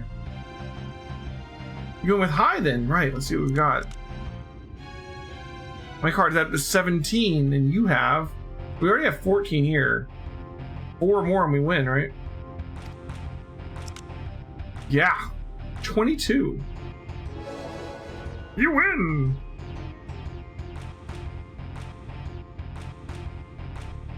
Well, well, would you look at that? I think you've got a knack for this, newcomer. Congratulations, victory is yours, as is the prize I promised. Come whisper in my ear then and don't be shy. Tell old Tista what she can do for you. That's all? How delightfully wholesome. But if knowledge is what you want, then what you is what you shall have. In my humble estimation, the most wondrous thing about this town is how safe we are from the Sin Eaters. They say Lord Vothri was born with the power to command them, which means no Eilmoren will ever raise a weapon in defense of the city. Was that the kind of thing you wish to know? If your itch still needs scratching, you might get a few words out of Athrorn over there. There's not but that Mary Sot likes more than the sound of his own voice. The Lord here can command Sin Eaters? That sounds bad. What's that? New to Eilmore, you say? Only just arrived, and already you're looking to peel away the layers of mystery. Oh, I'm all for chatting, but you need to slow down and enjoy life, friend. Tell you what, you hop on the stage and give us a dance first, and then we'll have our little talk. Let's do this. Oh, there's a mark. Where's the mark? It says dance on the mark on the stage. Is there a mark? Oh, up there.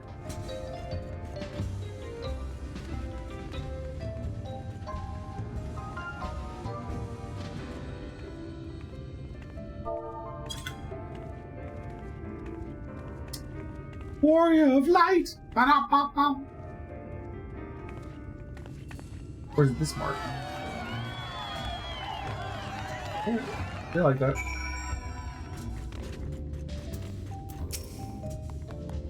Now that was a show. You're welcome to clamber up on the stage anytime you want. So, what was it you wanted to ask me? Oh, yeah, something about our fair city. Well, I can tell you it wasn't always so peaceful as it is today.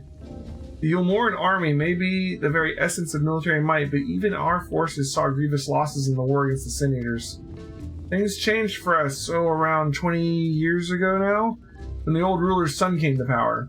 He's got this way with the Eaters, you see, turns them docile as house cats. Wouldn't be exaggerating to say that they've been something of an ally to Eilmore, no longer an enemy to be feared. And yet elsewhere, there are still fools who insist on fighting their losing battles. A toast to Lord Vothri. They have the Sin Eaters on their side. You've gained a preliminary sense of the city. The Chives and Alphino will be expecting your return. Will they now? But I just got my taste of honey. What's with this picture here? Hey,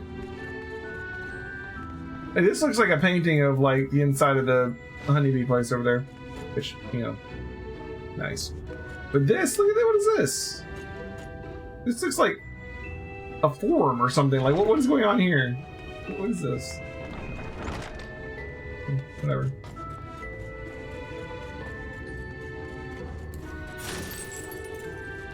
Forgiven hate.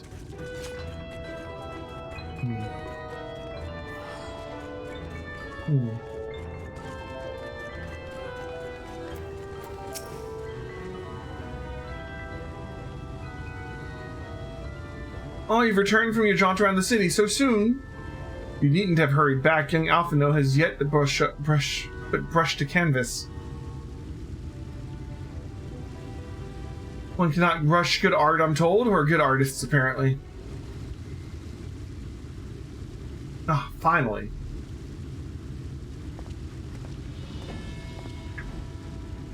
Oh, hello.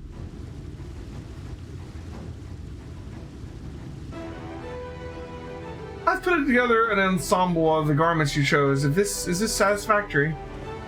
Oh, goodness gracious me! That last outfit was precious, but this makes you look positively dashing. You are truly a handsome boy. How am I to decide? What happened to the painting?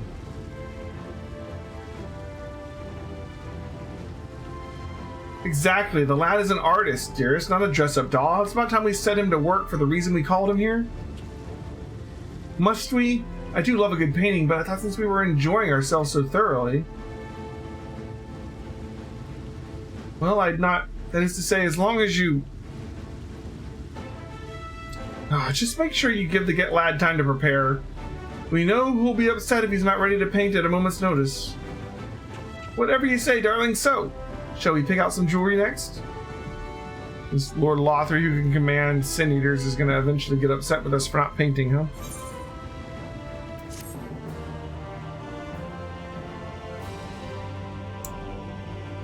Interesting.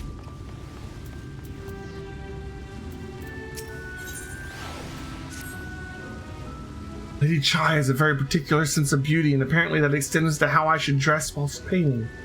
But this obsession with hers works in our favor. The time I spend indulging these distractions is time you can use to continue your explorations. For this excursion, I'd like you to delve into the layer below us and sniff about the military headquarters. I'm sure the understory has its own tale to tell. Okay.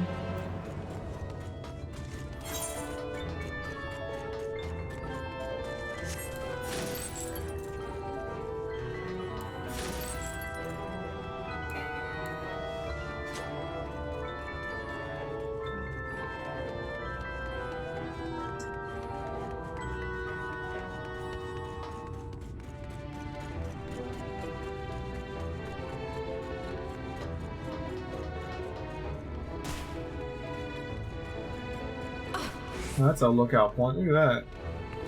Like land on that from up there or something? Oh.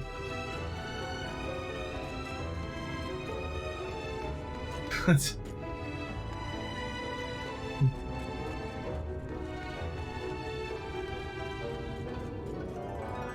that a jail cell?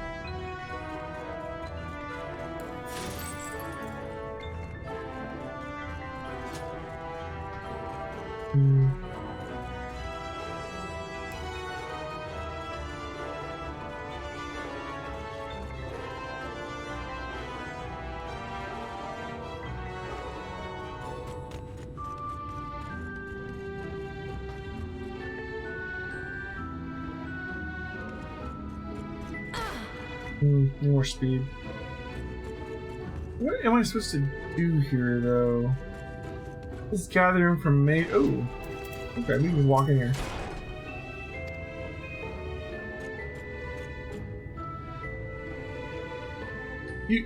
You're one of the bonded, aren't you? Like me? Please, I need your help. My throat, I can't sing anymore. I've been making excuses, but it's just not getting any better. If my patron thinks I'm of no use to him, then I need you to sneak out to the derelicts and describe my condition to Thorich. Here's a list of the symptoms and a hunk of meal to pay for his medicines. Please, I have no one else to turn to. Okay. The derelicts, huh? That's what I thought. It's out there. I think there's 2 more Aetherites out there I haven't gotten yet. Very well.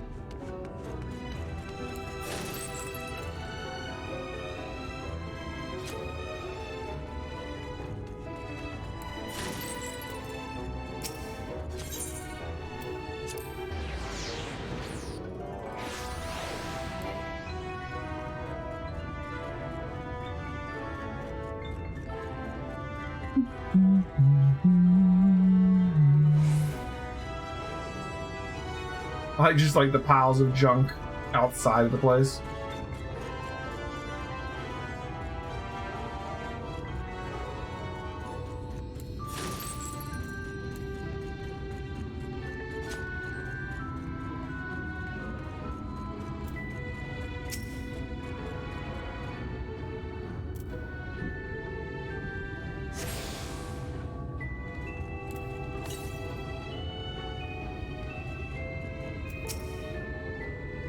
You need medicines, tonics, potions.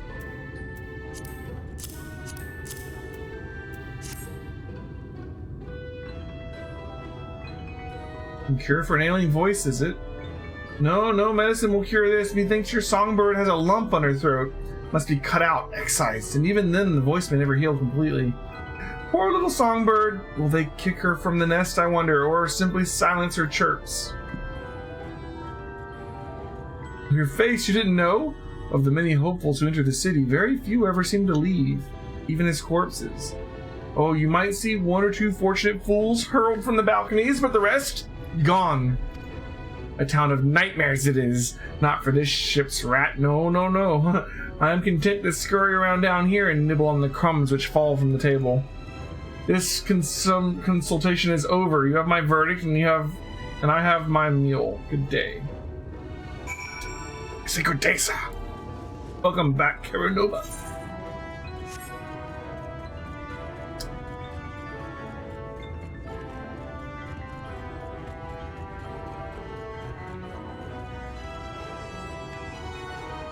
People walking around with their Nier pods.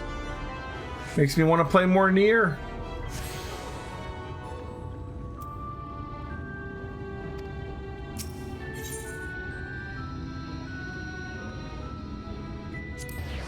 Tell you what, when I get when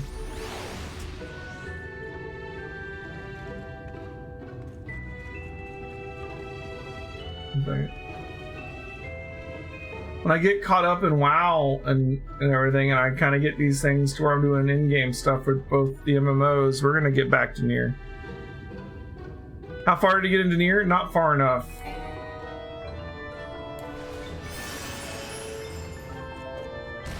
Oh, so close.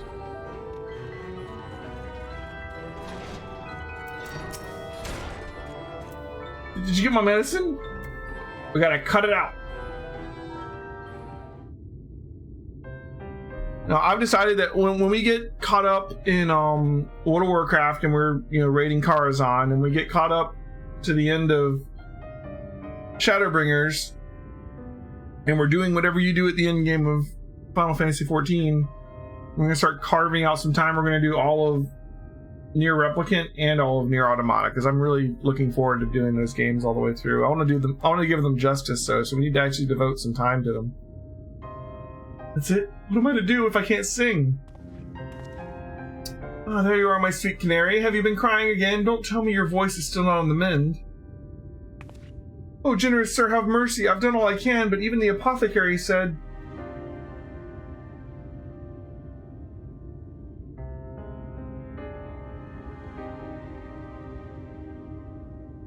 So, you've been suffering all this time. I'm sorry, my pet. I hadn't realized your affliction was this grave. But you needn't fret. I'll not reward your hours of trilling by casting you out into the street. You're too kind, sir. But what use am I if I cannot sing? I fear the day I'll become more burden to you than treasure. Then I shall have a word with Lord Vothri and arrange for your ascension. In that paradise where resides neither pain nor illness will your song ring out more... Are they turning them into Sin Eaters?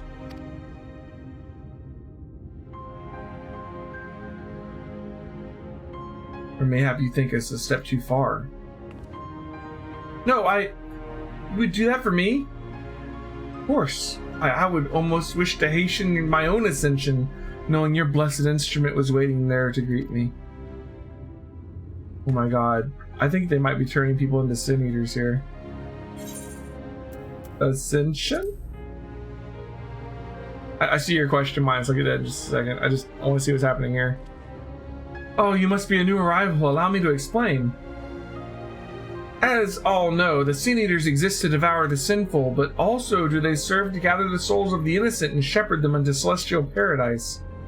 It is through Lord Vothri that we learn this truth. It is through Lord Vothri's grace that the free people of Yulmore are destined to embrace salvation.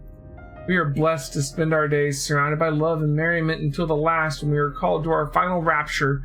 Even the bonded may find a place within the host, should their patrons deem them worthy. Lord Vothri truly is a great man, isn't he? Oh, they're just giving him to the Sin Eaters. Okay. Shit. Don't worry! They're gonna ascend you! What happened to her? Oh, she ascended. Don't worry about it. Oh, okay. Now, if you'll excuse us, we must be on our way. May you find eternal salvation for the compassion you have shown my precious canary. Don't worry, Elheim. She will become as gods. Become as gods. Oh, God, that's... This place is fucked up. All right, so the reason I get so excited about going back to WoW raiding is because Classic added the raids that I used to farm back in the day, or are these new to me? I didn't do that much raiding back in Burning Crusade days. So no, I did not used to farm these ones. I have done Karazhan before, and I think it's a cool raid. But I've not done most of the Burning Crusade raids, so I'm more excited about it because I haven't done them. You know?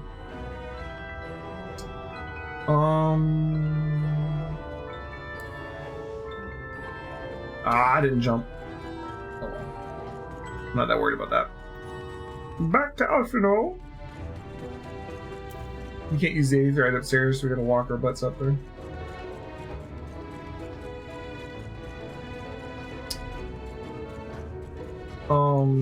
Wrath of the Lich King was probably one of the expansions where I rated the most.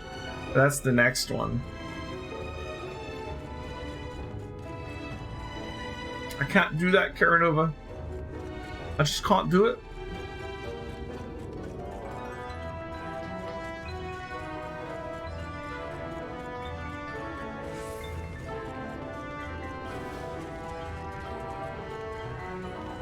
Oh god, is he painting now?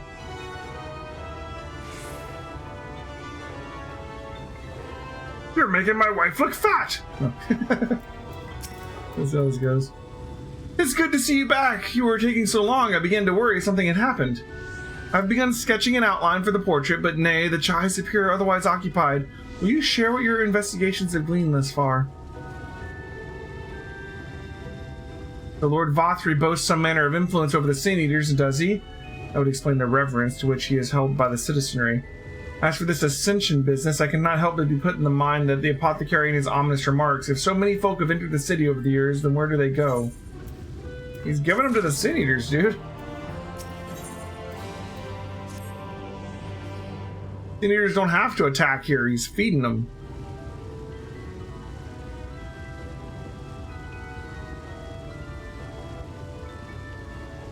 I take my eye off you for one moment and you're chattering away with that assistant of yours. Am I to assume the outline is done then?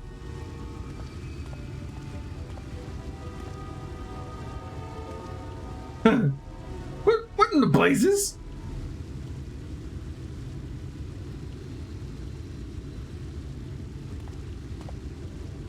It's so unflattering. Explain yourself, Alphino. Where is your artistic interpretation? It should evoke images of affluence and nobility, and overwhelm the viewer with its boundless beauty. Lord Chai, you stated that this portrait was to commemorate your anniversary, yours being a joyous union. It seemed to me that a realistic portrayal. Realistic? I don't want realism, I want perfection. A spectacle to slacken jaws and weaken the knees, to make people cry out in amazement. Now fetch a blank canvas, and at least he wasn't mad about the talent. He's just like, make us look better, dude.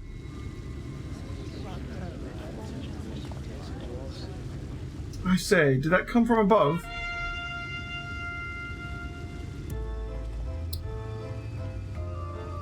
Oh, Zorn and Thorn, what's up, guys?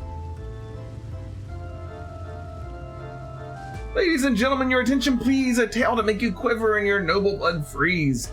There was a villain on the loose, set to ruin our fair city. But our Lord has got him now, and his fate will not be pretty.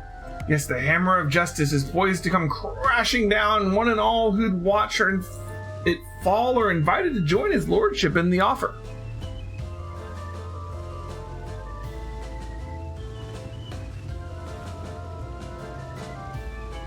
A malcontent? How dreadful. Yeah, I knew Alphino had artistic ability, but they like kicked out the last artist, so I didn't know what their standards were. This man is to face sentencing? That's right. In fact, if you're curious, it might be worth you going along for the experience. The offer they mentioned is part of the Emergent, a level above us where Lord Vothri resides. Ordinarily, you would be barred from entering, but it seems they'll be opening its doors for the next little while. The Crown Lift will take you up there. We'd better not dawdle then.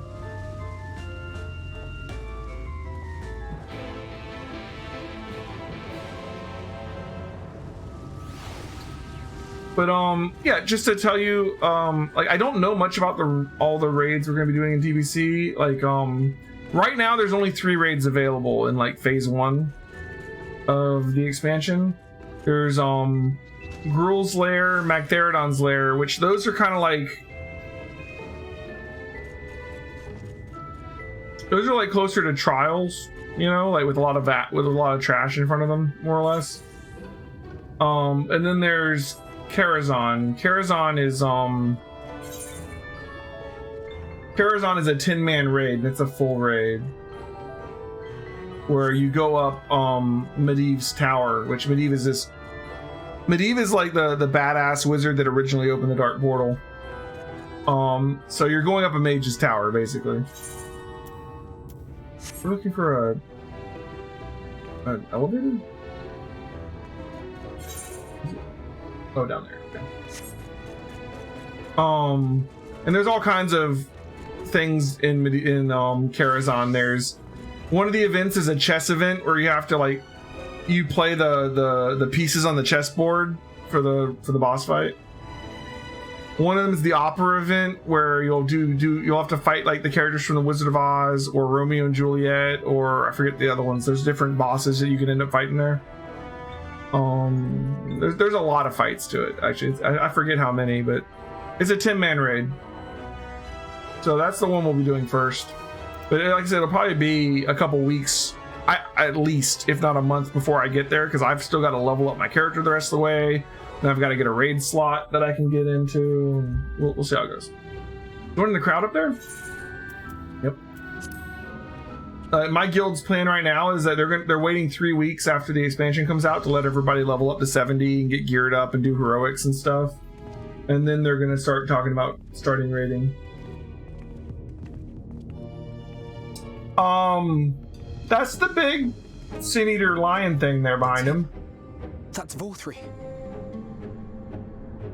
Uh-huh.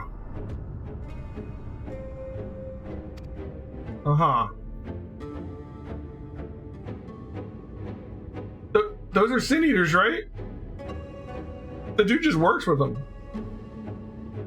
He's attended by Sin Eaters. But how does he keep them from attacking? He feeds them. Mercy. Mercy. Who's he gonna throw to them? Who is this person who got captured? By the 12. Oh, is it the artist friend? What was he doing back? Kaishia, what happened to you? Oh god, this isn't gonna go well. Who are these impudent louts? I do not recall requesting their presence.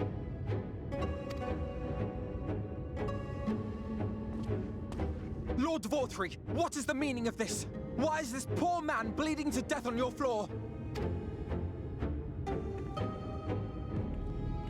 Why? You ask me why? Because criminals must be punished. And this man is guilty of fraud. He came to us claiming to be a man of business. Yet his subsequent conduct has shown him to be anything but. Oh, so he's getting in trouble for trying to use Alphinaud's plan? Yulm is a city built on love for one's fellow man. Those who have naught to give and live only to take are a blight upon our society.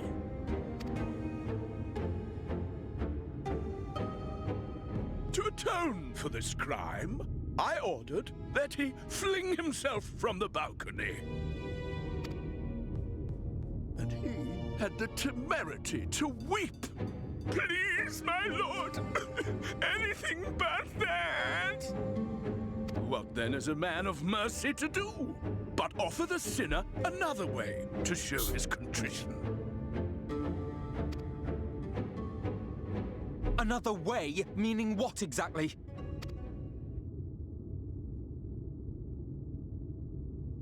Sin Eaters are part of Yulmor's society, but they must be fed with ether.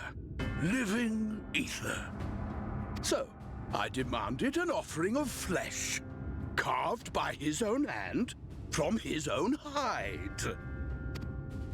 And still, He could not do as I asked. Looks like he tried to cut his arm. A wholly unsatisfactory performance.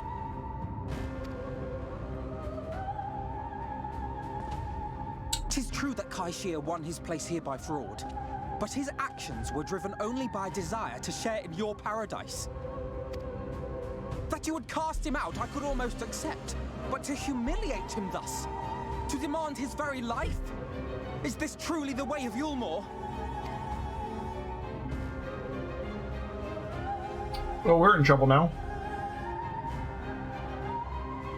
Oh, you dim, deluded child. Have you ever paused to consider what it takes to maintain such a paradise in this barren, broken world of ours? The guarantee of safety and stability. The knowledge that if one only abides by the rules, one has naught to fear. I alone can offer these things, for I alone can command the Sin Eaters. And thus am I alone the voice of justice, and any who oppose me, villains to be punished. Can you even stand up with those little legs of yours? Oh, look at the man.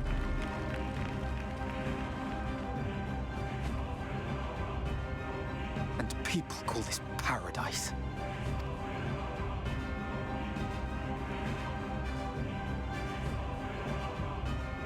You Look at his little feet. granted a place in my city for a particular skill.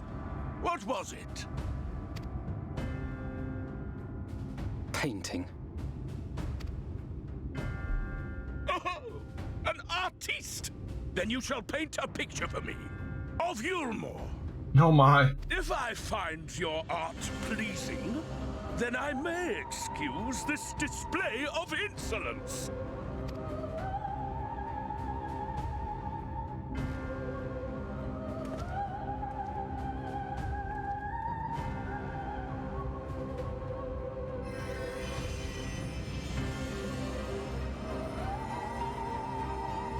Gave you permission to tend to that criminal's wounds? I told you to paint me a picture!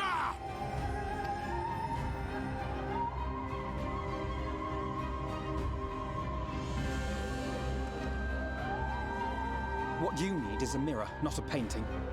It will capture the horror I see before me far better than I ever could.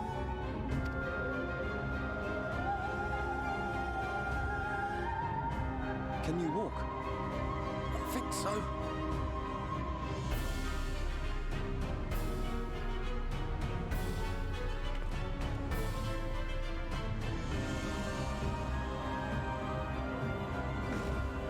Did that little worm just insult me?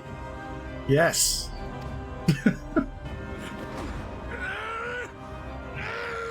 You trying to stand up? I think he is. I'll kill them! I'll kill them all!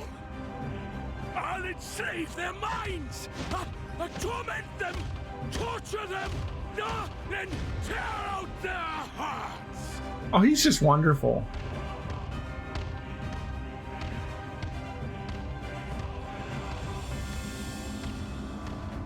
Who's this?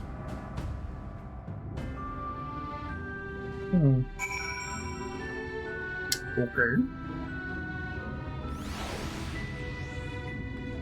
I guess we're done here. They're just gonna let us walk out. Okay.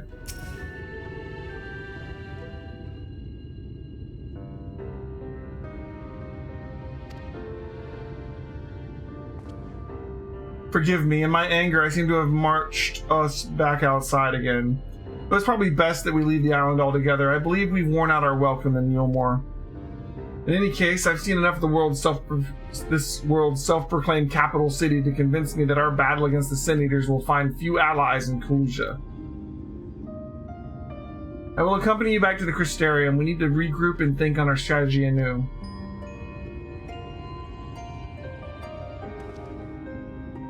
Kaishir, I've done you a grave disservice. You were hungry and desperate, and I offered you a solution without once considering the risks inherent in you accepting it. If I had been known the price you would be made to pay. You gave me everything I needed to make your idea work. It was me who made a mess of things, not you. But even after all the trouble I caused, you still stepped in and saved me, and now Lord Vothri wants us all dead. Why not come back with us to the Crystarium? I'm certain we can find work for you there if you're willing. No, that would just be me leaning on your kindness again. I need to do some thinking, learn how to stand on my own 2 feet. Very well. But you must promise you'll be careful. The Morans may yet come looking for us. I'll keep my head down, don't worry, and you take care too. Give me the chance to repay what you've done for me.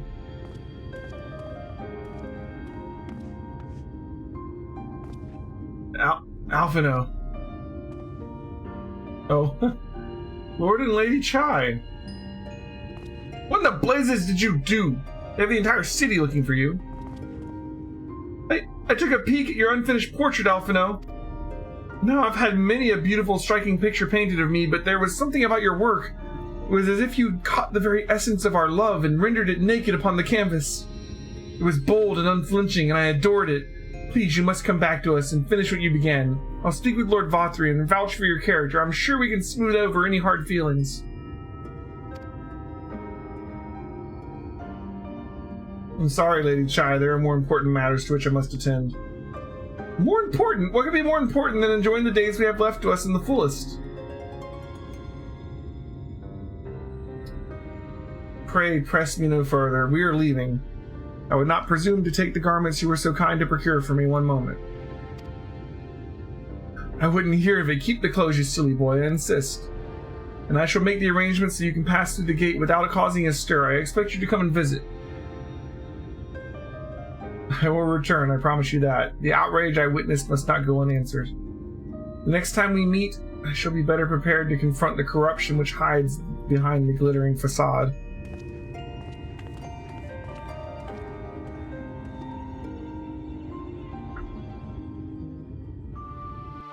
Okay. I think we're about done with Alphino's, I guess.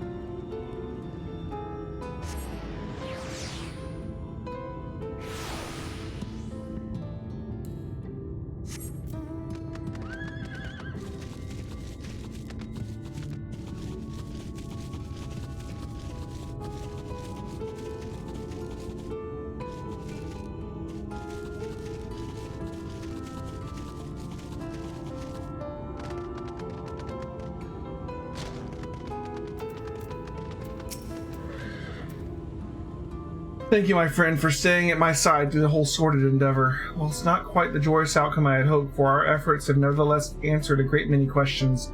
Suffice it to say, our plans for saving the First are unlikely to involve the aid of Lord Vothri and his subjects.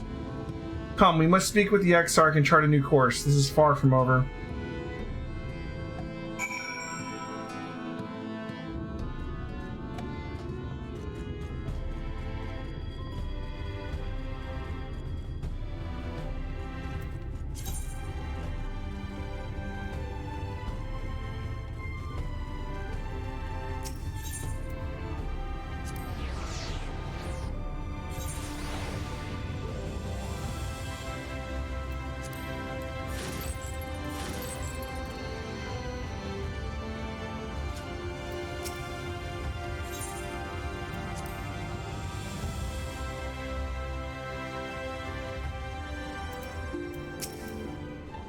It's good to be back amongst friends. In such company, I can finally turn my thoughts to the future. But ere we discuss all that we've learned and begin planning our next step, I think it best you visit Alisaie. Her familiarity with Arang will no doubt provide us with invaluable insight, and besides, I know she's eager to see you as I was. Bring a smile to her face, Elheim. Alright, we got Alphino back. Now we have a quest to get Alisaie back, but I think this is probably a good stopping point for tonight, because I don't think we have enough time to get Alisaie back if it's as long as Alphino was. So, I do believe we can stop here for tonight. And, next time, we'll head down to Not Ul'dah and get Alisaie back and see where it goes from there. Very cool. Well, let me come back out of here because this isn't actually a resting area, I don't believe.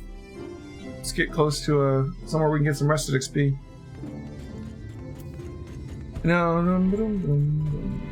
Yeah, this counts. Cool. Alright. Well, that's it for tonight, guys. Thanks for watching. I'll be back on tomorrow with some more with more WoW. We'll come back to Final Fantasy on Wednesday. So thanks for watching.